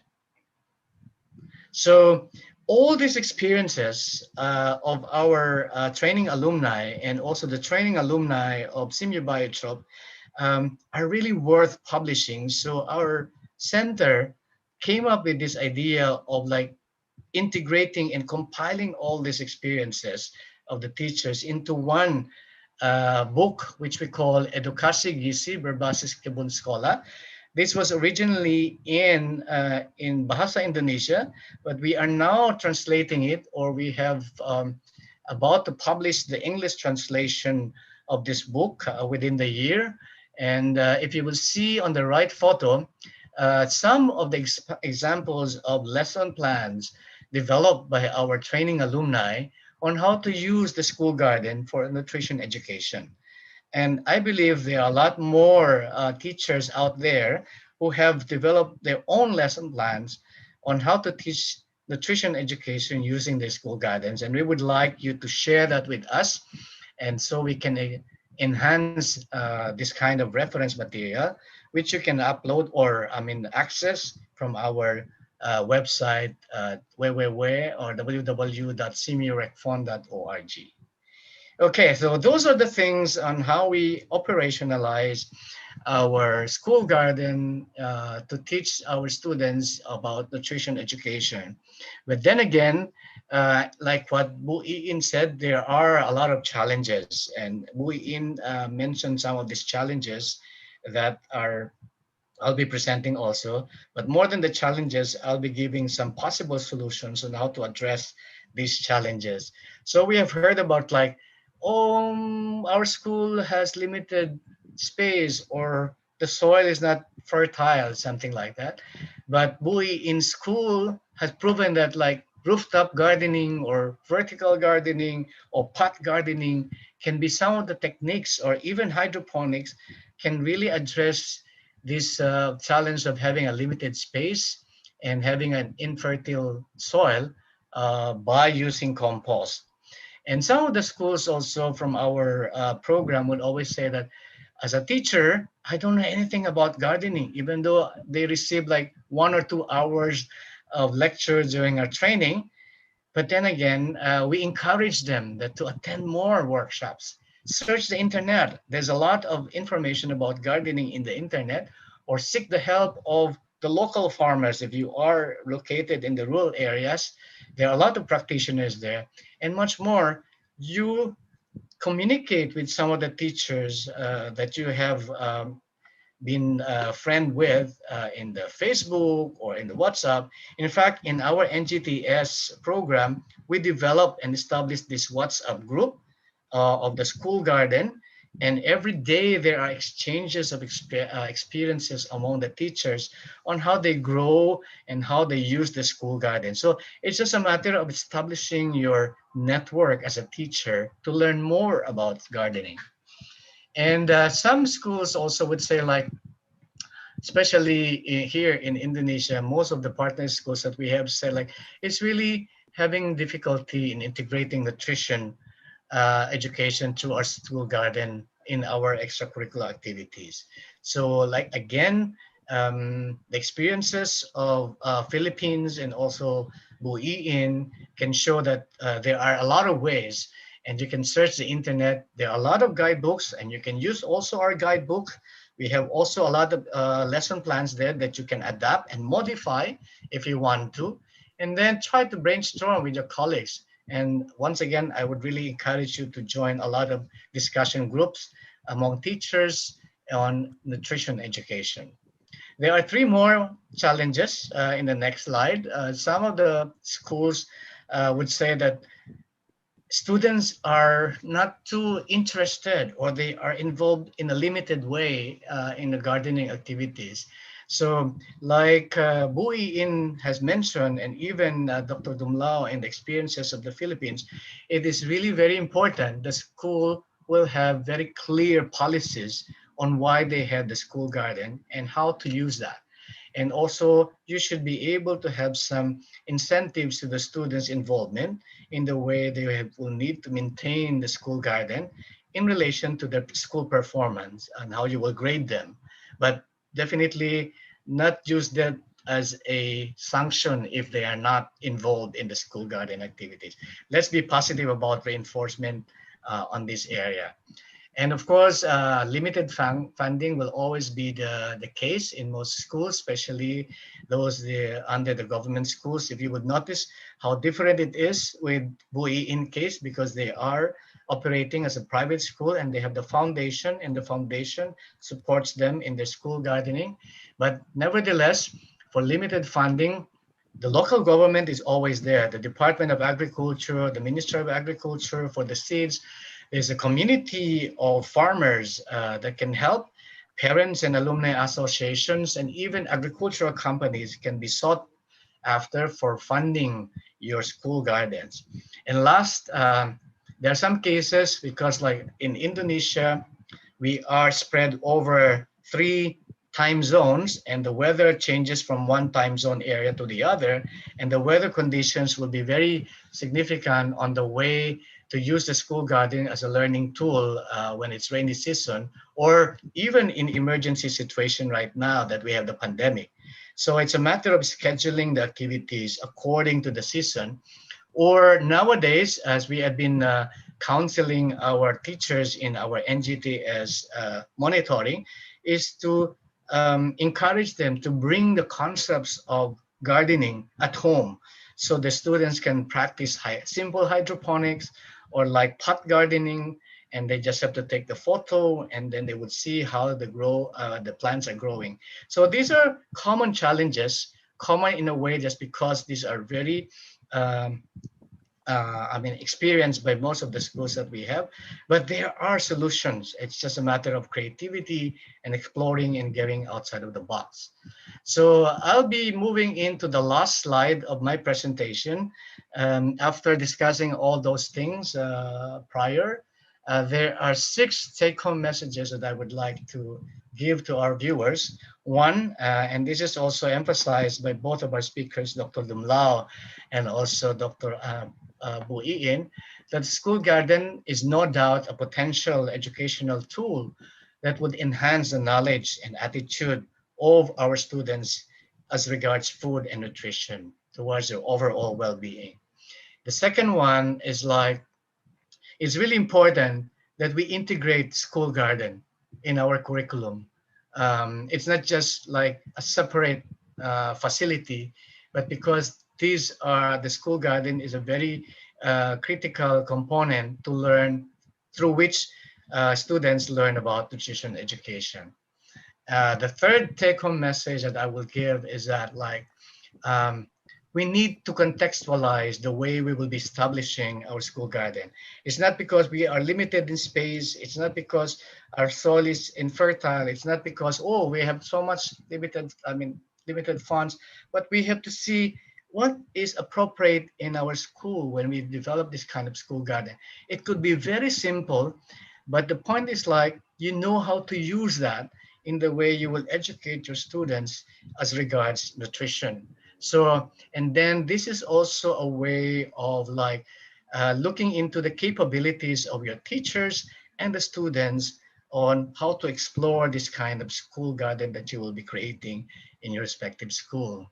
The fourth one is, this is very critical, the way I see it. Do not introduce, or I may say, just introduce plants that are locally available in your area, so the students will be much more familiar. Familiarity is a very important aspect in the learning process. Although we would like to introduce new things, but like if we would like to have students to first accept the concept of gardening, let them appreciate what they're planting. I eat this at home. So you just have to make them um, realize that different from what I've been eating at home or been seeing. And that's why the fifth message is like really connect the nutrition lessons in the classroom with the plants and the food sources that are found in the school garden. And also, in fact, you can connect that also, in the fourth bullet is like what you find in the, or what you sell in the school canteen. And this is already emphasized by Bu Iin as they look into the school garden as a very integrated program that involves also their school canteen. And last but not the least, as a take-home message, for those of you particularly who are heads of schools here who are joining our seminar, it is important that there is administrative support from the school management and also for the school management to really search for funding to sustain the school garden for classroom learning. And most especially, if you are limited in manpower, definitely the school students would be very much at hand or significant in the way to maintain your school garden. Well, ladies and gentlemen, I hope I have given you some insights on how nutrition education and school garden relationship can really improve the health and well-being of our students and our respective schools. I would welcome some questions during our answer and question portion. Once again, my privilege to share experiences, and thank you very much. Thank you, Pat Jess. Thank you for that. Again, inspiring messages. Dr. Jess summarized what the other what other presentations were also. I think that's a good way. What a good way to summarize all the presentations, Pat Jess. He started with Nutrition 101, School Garden 101, and then the integrative aspects of all this. And right now we are ready for the Q&A portion. I'm asking the organizer to flash the questions. Actually, we already collated all your questions. Okay, our first question. Okay, first one to Dr. Dumlao. What is the reason to build mental health program? Can you tell us the real program and what the impact to the students? So this is to be answered by Ma'am Dumlao. Doc?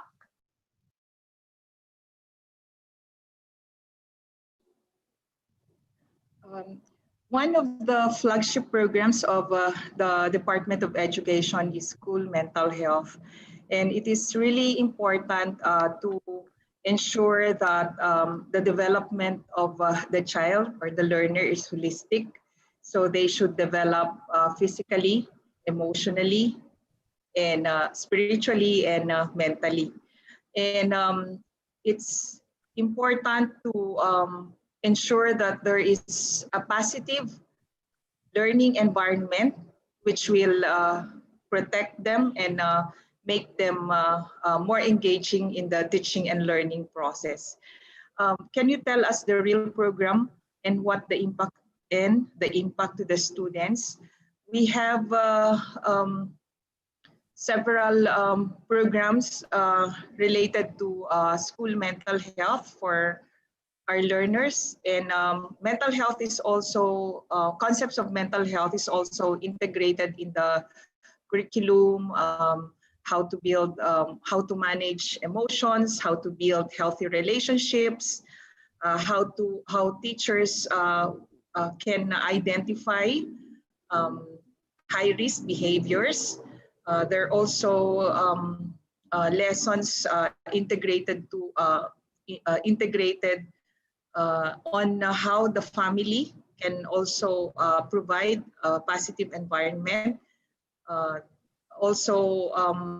There are also programs to make the school child friendly and responsive to the needs of the students. And our teachers are also capacitated so that they will learn how to identify students who are at risk. And there are also guidance counseling programs that are available for these students. So what we're trying to convey is that the school should come up with the comprehensive program to address the needs of the learners and support their development. Thank you, Dr. Dumlao. Next question. This question is for Ms. Iin. What will be the plans to gain parents' involvement in supporting school garden program at the school?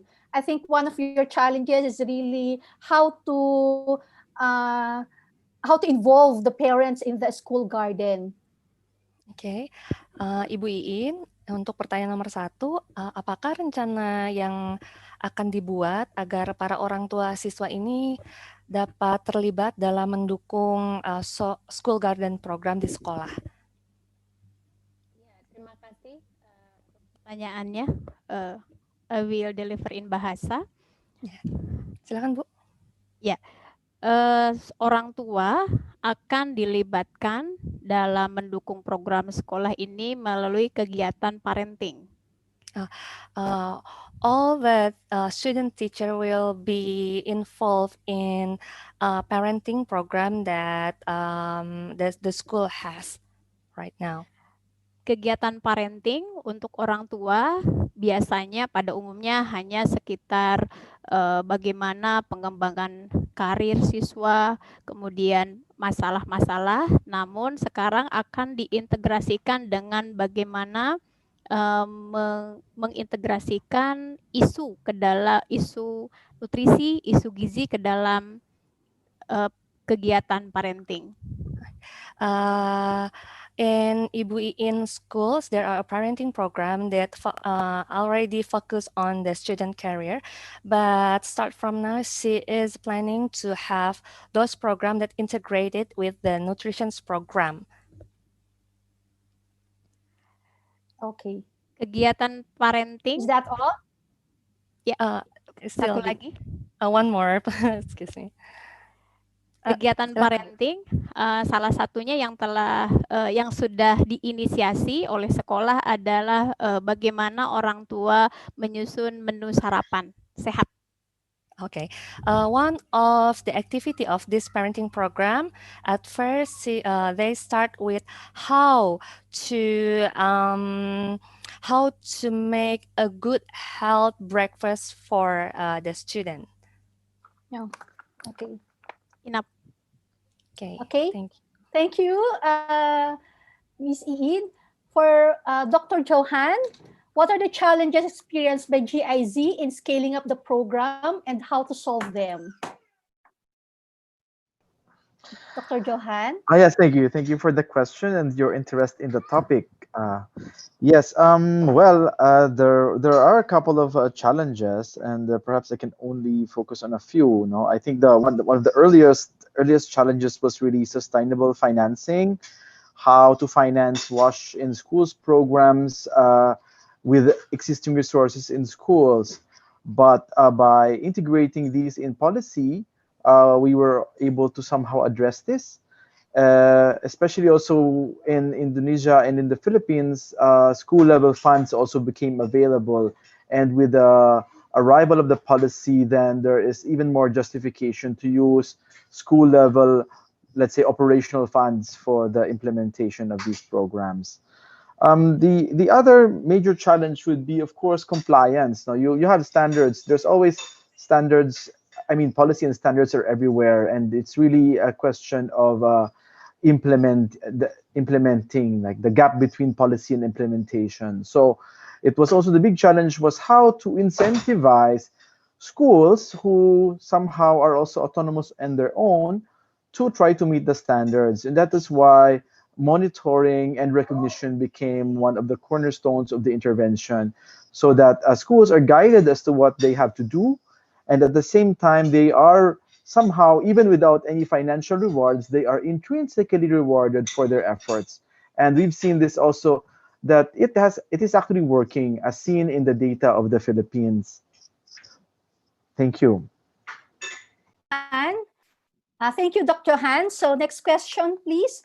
Dr. Jess, will the program not disturb the education of the students? I think because school garden is part of the extracurricular activities of the students. So the question is, will the program not disturb the education of the students? Yep. Dr. Thank Jess? you very much, Chandan Kumar Kunda from India. Very interesting question. Well, again, as I mentioned in the presentation, it's really about planning the whole thing. In fact, in some of the schools, particularly in Southeast Asia, extracurricular activity is really part of the whole curriculum. So they give time. Some schools here, like even Saturday, half day of Saturday is as extracurricular time, or even within the weekdays would be extracurricular time. So the involvement of the students in the school garden within the context of learning is really a part of the whole curriculum. But the other hand of it, I'm saying, like, in the context of maintaining the school garden, that is already what one of the challenges that I mentioned. Like, not much of the students are really involved in the maintenance of the school garden unless the school has a policy for involving them as part of the whole facility of the school. But as a learner, the school gardening is really a part of the whole school curriculum, whether it's intra or extracurricular activities that they have. It will not be disturbed. The program will not disturb the education because it is a part of it. So when you see all those relationships that I have mentioned, I have shown in my slide, that's how you will look at it. Thank you very much. Uh, Thank you, Dr. Jess. Next question from Tini Aljatma from Indonesia. This is for Mrs. Iin. I work in public school in Yogyakarta, a very beautiful place.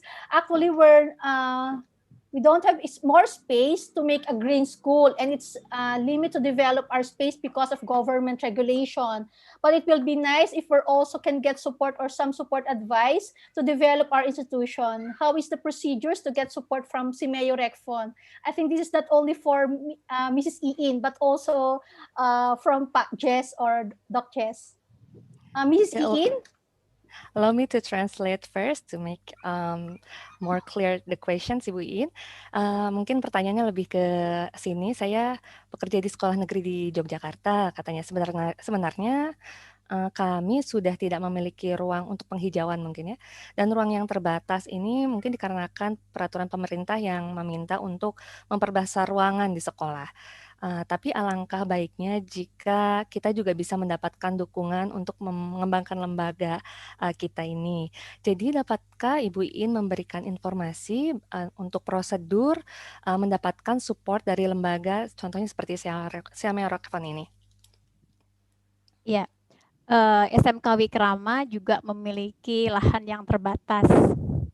Okay, our school SMK Wikrama also has a very limited space. Tetapi ini tidak menjadi kendala bagi sekolah untuk menjalankan program kebun sekolah. However, this kind of limitation is not become our problem to develop the program for the school gardening program. Karena masih banyak cara mengimplementasikan program kebun sekolah, bukan hanya memanfaatkan lahan kosong, tetapi kita bisa menggunakan sistem vertical garden, kemudian sistem hidroponik, sistem tabula pot, itu bisa menjadi solusi. Okay. There's a lot of way to implement the school garden program, even though we don't need really huge land. We can change the land with some other solution like vertical garden, hydroponic, tabula pot, something like that. Kemudian untuk mendapatkan support dari institusi, yang harus kita lakukan pertama kali adalah menunjukkan kesungguh-sungguhan pihak sekolah untuk menjalankan program tersebut. Okay, Ibu Iin advice for other school who want to get the support. First thing first is the school itself need to show the seriousness to to how they want to implement this program at their school. SMK Wikrama mulai menjajaki SEAMEO RECFON di akhir tahun 2017 karena baru mengenal SEAMEO yang bergerak di bidang nutrisi ada di Jakarta, Indonesia. Okay, SMK Wikrama itself start approaching SEAMEO RECFON in the end of 2017 because they already know that SEAMEO RECFON is concentrate on nutrition in Jakarta at that time. Langkah pertama yang dilakukan adalah bersilaturahmi, memperkenalkan SMK Wikrama beserta program-programnya kepada SEAMEO RECFON. Okay, the first step that we go through to get support from SEAMEO RECFON is they introduce the school to SEAMEO RECFON and their own program to SEAMEO RECFON. Introduce the program to the SEAMEO RECFON. Berikutnya, respon dari SEAMEO RECFON sangat positif. SEAMEO RECFON melihat progres kegiatan program kebun sekolah yang telah dilakukan oleh SMK Wikrama. The next step is SEAMEO RECFON itself have a good positive response to SMK Wikrama because SMK Wikrama show good progress in school garden program. Kemudian SEAMEO RECFON mendampingi SMK Wikrama dalam mengembangkan dan memperluas tujuan dari program kebun sekolah. After that, SEAMEO RECFON assist SMK Wikrama to develop the school garden program itself. Thank you very much. Jess? Okay, yeah. Thank you very much, Dr. Laila, for also asking my opinion about the question. Butini, thank you very much. Well, the first part of the question has been answered by Bu Iin. There are a lot of techniques to address the limited space that you have in your school. On the procedures to get support from SEAMEO RECFON, partly Bu Iin also has mentioned this one, but there are other ways to do that. What Bu Iin mentioned is a formal way of really us supporting a particular school, but there are other ways informally to get some technical support from RECFON, including this webinar that we are having right now. So RECFON conduct a lot of webinar now or online courses as regards nutrition, not only on school garden, but the whole concept or the whole components that are within the NGTS program. And then SEAMEO RECFON experts can be invited to schools who are would like to be mentored, or we can give lectures or seminars with the school in a particular time and area of interest, if you want to. Because what we have in Wikrama is we have formalized it into an MOU, or a memorandum of understanding. But it doesn't have to be that way if you're very far from Jakarta, because our office is in Jakarta, but we can always communicate, and we have a lot of learning materials that you can see and access from our website. And that's also one way of us providing support to other schools. Yeah. Okay, thank you, Doc Chess. Next question. Okay, from Ade, from Indonesia. This is for Doc Johan. Thank you for presenting the promising practices of WINS, or wash in school. I am interested in realistic, feasible, and affordable models. Based on your experience in Southeast Asian countries, is there any specific model that works better in one country but less work in other country? If yes, what makes the difference? Dr. Han? Yes, thank you very much for the question, Ade, and your interest. This is a very interesting question. People are tempted to think that all Southeast Asian countries are the same, but in fact, there are big differences. And I think the biggest difference I've seen so far is really having a centralized education system and a decentralized education system. And the best example is, let's say, Indonesia, which is decentralized, and Philippines, which is centralized. So in the case of the Philippines, having a national policy in a centralized system can trickle down straight to the school level. If the minister wants it, then the school will do it. There are structures in between to support that, and the structures in between are mandated to support the national policy. When on the other hand, in Indonesia, for example, it's decentralized, and then even if you have a national policy, the schools, the cities, and the schools have autonomy to whether to comply with the standards or not. So it is somehow more difficult to push a policy top down, and you would have to rely better on bottom up approaches like creating demand, or for example, transparency and accountability systems that make it clear to the public whether schools are performing their job or not, unlike centralized systems where schools can be rated according to their performance of certain mandates. So yes, so I guess having a centralized model versus a decentralized model really changes your approach in terms of setting up incentives, in delivering your capacity building as well, because you don't have a central structure by which to scaffold the delivery of capacity building. So the capacity building has to be more, how do you call this, community based, if or egalitarian, let's say, in decentralized systems. So yeah, I guess this is one instance. I think there are other instances, but I don't want to take up too much time with this question. So I hope this answers your question. And feel free to contact me if you want to discuss this further, because it is an interesting question. Thank you. Thank you, Doc.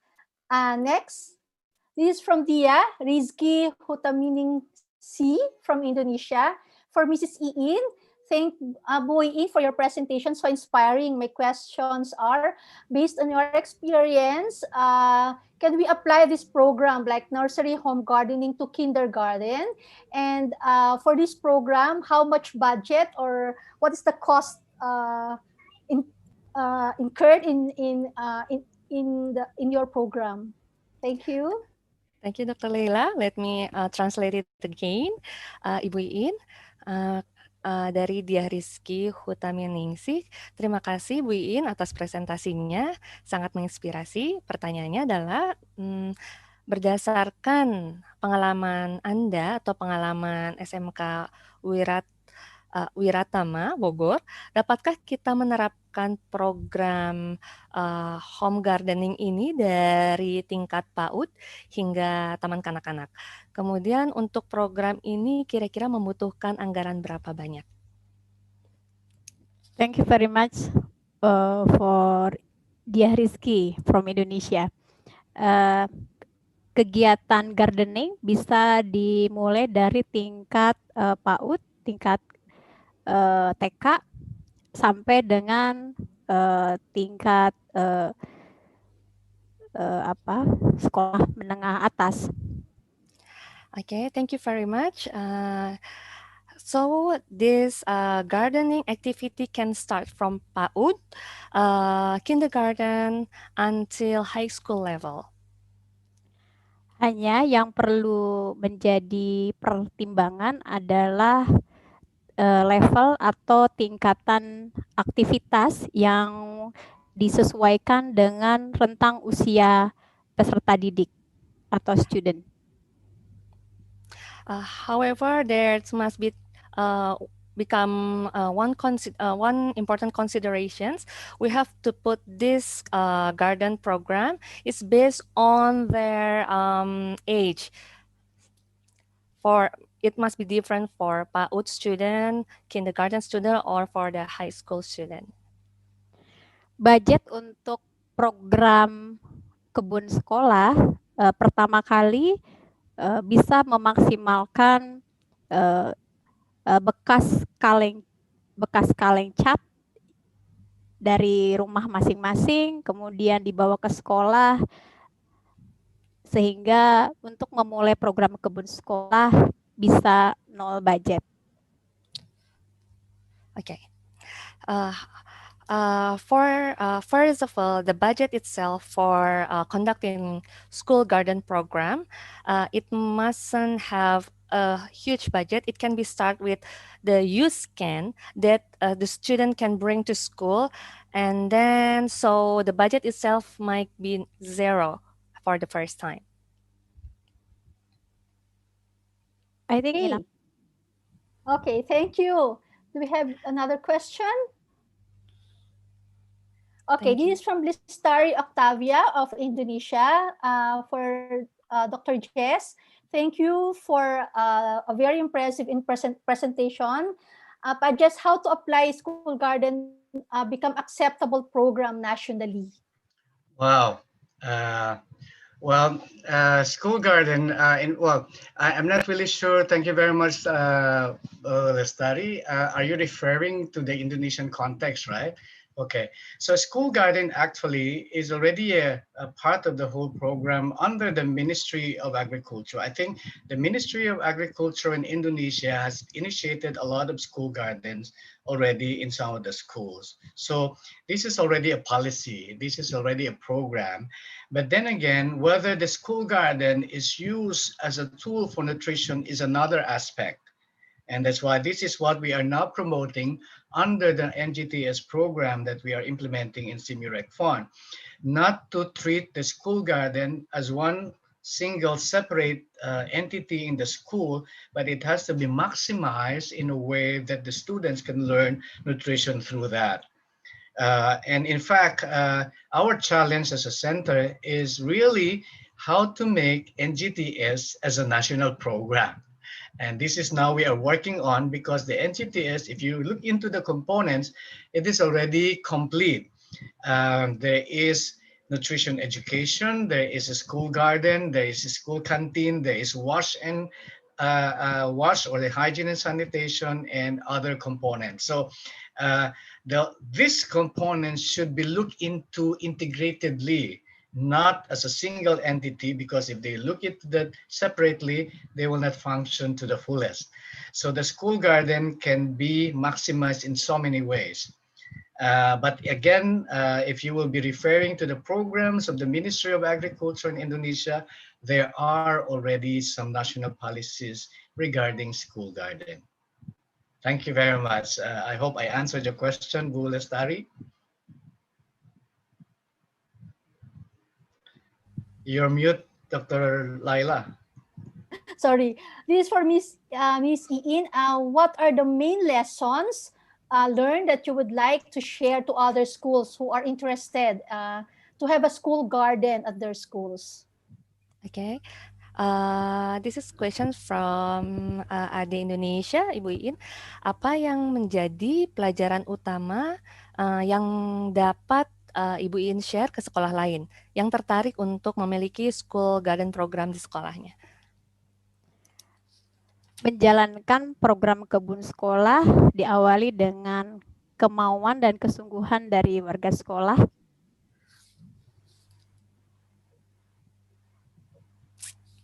Okay, to implement the school garden program, the school itself need to show the need of this program itself for their school. The willingness to conduct this program at their schools. Sorry. Program kebun sekolah menjadi media yang sangat efektif untuk mengedukasi siswa dalam mengembangkan teknik berkebun, kemudian kesadaran untuk menghargai tanaman yang mereka tanam, kemudian soft skill lainnya menjadi terbentuk dengan adanya kegiatan kebun sekolah. Okay. So this school garden program itself is actually good tools, good media to educate the students in the school to improving their skills in gardening especially, and then it also can be increased their appreciations for the garden itself, for the plants, for the environments. And it's not just only that, another soft skill also will be improved by this program. Kegiatan kebun sekolah dapat memberikan pengalaman nyata, contextual learning kepada peserta didik, kepada siswa untuk mengimplementasikan di rumah mereka masing-masing. Okay, so this school garden program activity itself actually is a good real experience for all of the students by conceptual learning, and we hope that it can be implementing in their home also. Jadi yakinlah, percaya bahwa program kebun sekolah adalah sarana yang efektif untuk mengedukasi siswa kita. So be sure that this school garden program is an effective way to educate the student in our school. Okay, I think we have our last question for Pa Jess. Where does the idea of NGTS comes from? Which program of the NGTS was the most challenging? And at what level is the implementation process most challenging? So, Pa Jess, this is from and how to join the NGTS program. Yeah, thank you very much, Bu Mira Mutiani from Indonesia. Wow, these are very tough questions to answer, but these are very interesting. And how does the idea of NGTS come from? I would answer that is because nutrition is a cut-crossing issue. In fact, when we established the NGTS in 2016, this is also where the issue of sustainable development and nutrition and malnutrition problem is one of the issues that the sustainable development goals would like to address. And we look at the school as a very potent media to address nutrition concerns of the students. So we thought, why not come up with nutrition goes to school? Because now in most of the Southeast Asian countries, nutrition is just like a minor topic in all the school curriculum. But if we have this kind of program, then we can emphasize the importance of nutrition education in the school curriculum, so we can produce awesome school children. Awesome means active, well-nourished, and smart kids. So which program of the NGTS was most challenging? Like I said, there are several components of this, but the component itself is not really that challenging in a way, but the process of establishing a program of NGTS in one particular school is where the challenge starts. So finding the right school to be a partner, finding the right academic institution to be our partner, how do we involve the local government, how do we now keep the program running other than the funding, but how do we motivate and incentivize the implementers at the site level? Because the teachers are having a lot of workload other than attending to the action plan that they have developed after attending our training on NGTS to implement the whole program. So if they already have a school garden, then it's not a problem anymore. If they have a school canteen, it's not a problem anymore. If they have facilities, washing facilities, not a problem anymore. But like how to put them all together into one system that would allow all these components running together is something that is very challenging. At what level is the implementation process most challenging?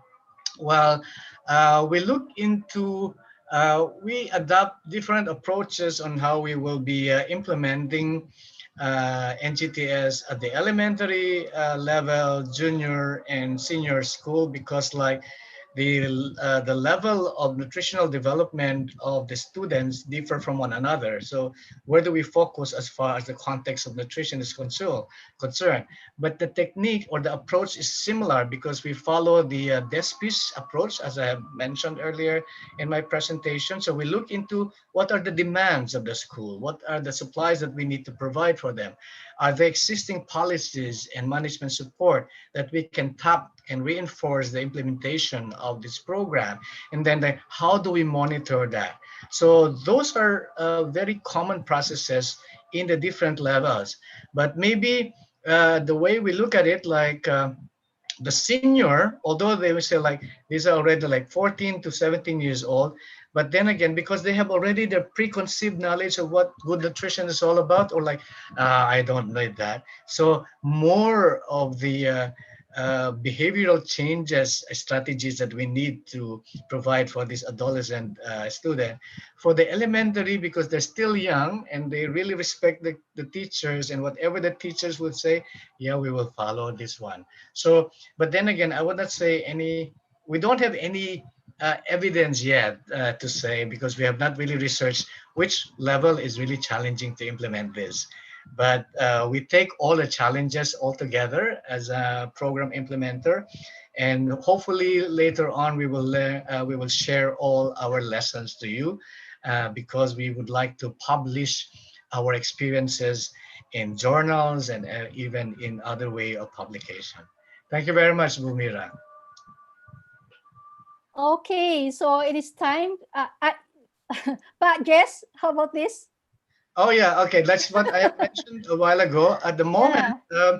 we have the 6 sites, and if you are within the 6 sites, because we have already identified the partner schools, we went through all the cycles of stakeholders meeting and training them and so on and so forth.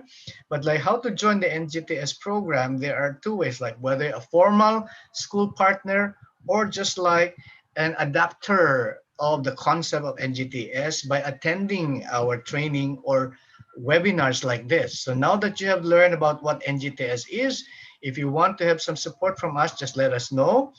You can email us, our coordinator, Dr. UD. Later on, maybe we can flash the email addresses, and Dr. Ade for the community development.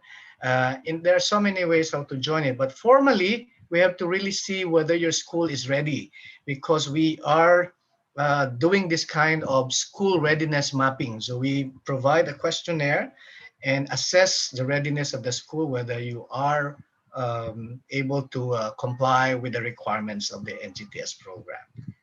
Yep. Okay, so it is time to congratulate all our present presenters, for our speakers. Thank you very much, Dr. Dumlao, Dr. Johan, Miss Iin, of course, Doc Chess. So before I give the floor to the MC, I'm just going to summarize our activity for today, particularly for what are the final messages or takeaway messages for this webinar. Okay, so these are the takeaway messages, particularly for WASH. Yeah, the 3-star approach, performance evaluation is WASH. I think these are some of the things that we have learned today. Online MOS system as basis for planning and adjustment of plans. Keep it simple and work within the system. Integration to guidelines to national policies and standards. Recognition and incentive mechanism to motivate schools. I think this is good also for not only for WASH but also for School Garden.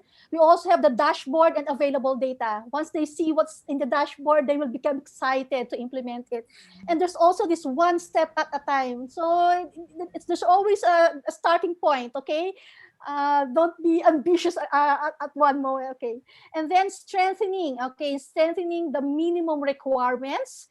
International learning exchanges is also good. And then knowledge sharing, seeing is believing. I think this is also true with School Garden. Enabling environment for scaling up. And of course, the interface with nutrition. And I really like to put this, safe water is a cornerstone for better nutrition. And then for the school garden, you have the promotion and mass production of indigenous vegetables. This is true for the Philippines, but at the same time, we should also focus on what are the familiar food or familiar vegetables for our children in the locality. Introduction of crop museums, capacity building, particularly the competence-based training, the link of a school garden to school-based feeding program, to school canteen, and to entrepreneurial activities. And then again, from school garden to home gardens. Then we have the gardening in the rooftop. This is the example from our resource person. We have the intra, the co, the extracurricular approach in spreading school garden, developing network, stakeholders, and program synergy, the link of school garden, nutrition education, and educational tool, school garden as educational tool, interactive fun learning activities so that the students will not only learn, but they will also enjoy. And of course, the relevance of financial assistance. For the challenges, so these are some of the challenges, the resources, the inputs, the space, infrastructure, the funding, the motivation and mindset of different stakeholders. Some capacity development are not systematic. The voices of different stakeholders, the government priorities and policies, and whether, but somehow these challenges are also overcome by the different approach on how to address these problems. And of course, the success factors, having program champions, okay? Ownership and contextualization of our garden, the well-orchestrated partnership, network and support, clear policies, and of course, nexus of different programs, and of course, publish, communicate, and share, because we want to have awesome students. Okay, that's I think one of the outcome of the NGTS. So for the evaluation form, please look at this site, https://bit.ly post-seminar survey. It will be also sent in your chat group. And I would like to thank everyone, our speakers, our participants, and I will now turn over the floor to our MC. Thank you very much. Yes, thank you very much, Dr. Leila, for being our wonderful moderator, and we are so glad to have you here today. I learned so many things from 4 insightful presentations given by honorable speakers today. And I'm sure that all the audience must be take a good learn that can be delivered and implemented start from the closest layer in the society. This mark is the end of NGTS 4th session webinar and also the end of NGTS webinar session for 2020. The 2020 NGTS has brought a lot of important themes related with school-based nutrition promotion, feeding program, healthy school canteen, and also school garden, water, sanitation, and hygiene program. We hope that all NGTS webinar sessions that held from October to November 2020 could successfully accommodate all audience to learn, share, and discuss the best practice and lesson learned in the implementations of school-based nutrition and health program. In addition, NGTS will conduct NGTS Solution on 26 of November 2020 that will be held in Bahasa with the theme Pelaksanaan Perilaku Hidup Bersih dan Sehat di Sekolah. For further information, please visit SEAMEO RECFON social media and website. Allow me to thank SEAMEO RECFON for conducting this webinar series and all our honorable resource person as well as distinguished participants for your kind attentions. It was my pleasure to be the master of ceremony for 2020 Southeast Asian Nutrition Goes to School webinar series, and I apologize if any word that less pleasing to all the audience. Let us all be guided by all the things we have learned and heard throughout the NGTS webinar. Before I end this event, allow me to read one quote. Go to the market to buy a fish. There are only 2 fish in the locations. Thank you. I really wish we will see you in another good occasions. Ladies and gentlemen, I'm Selvi Aprianty Mardiana. See you again at Southeast Asia Nutrition Goes to School 2021.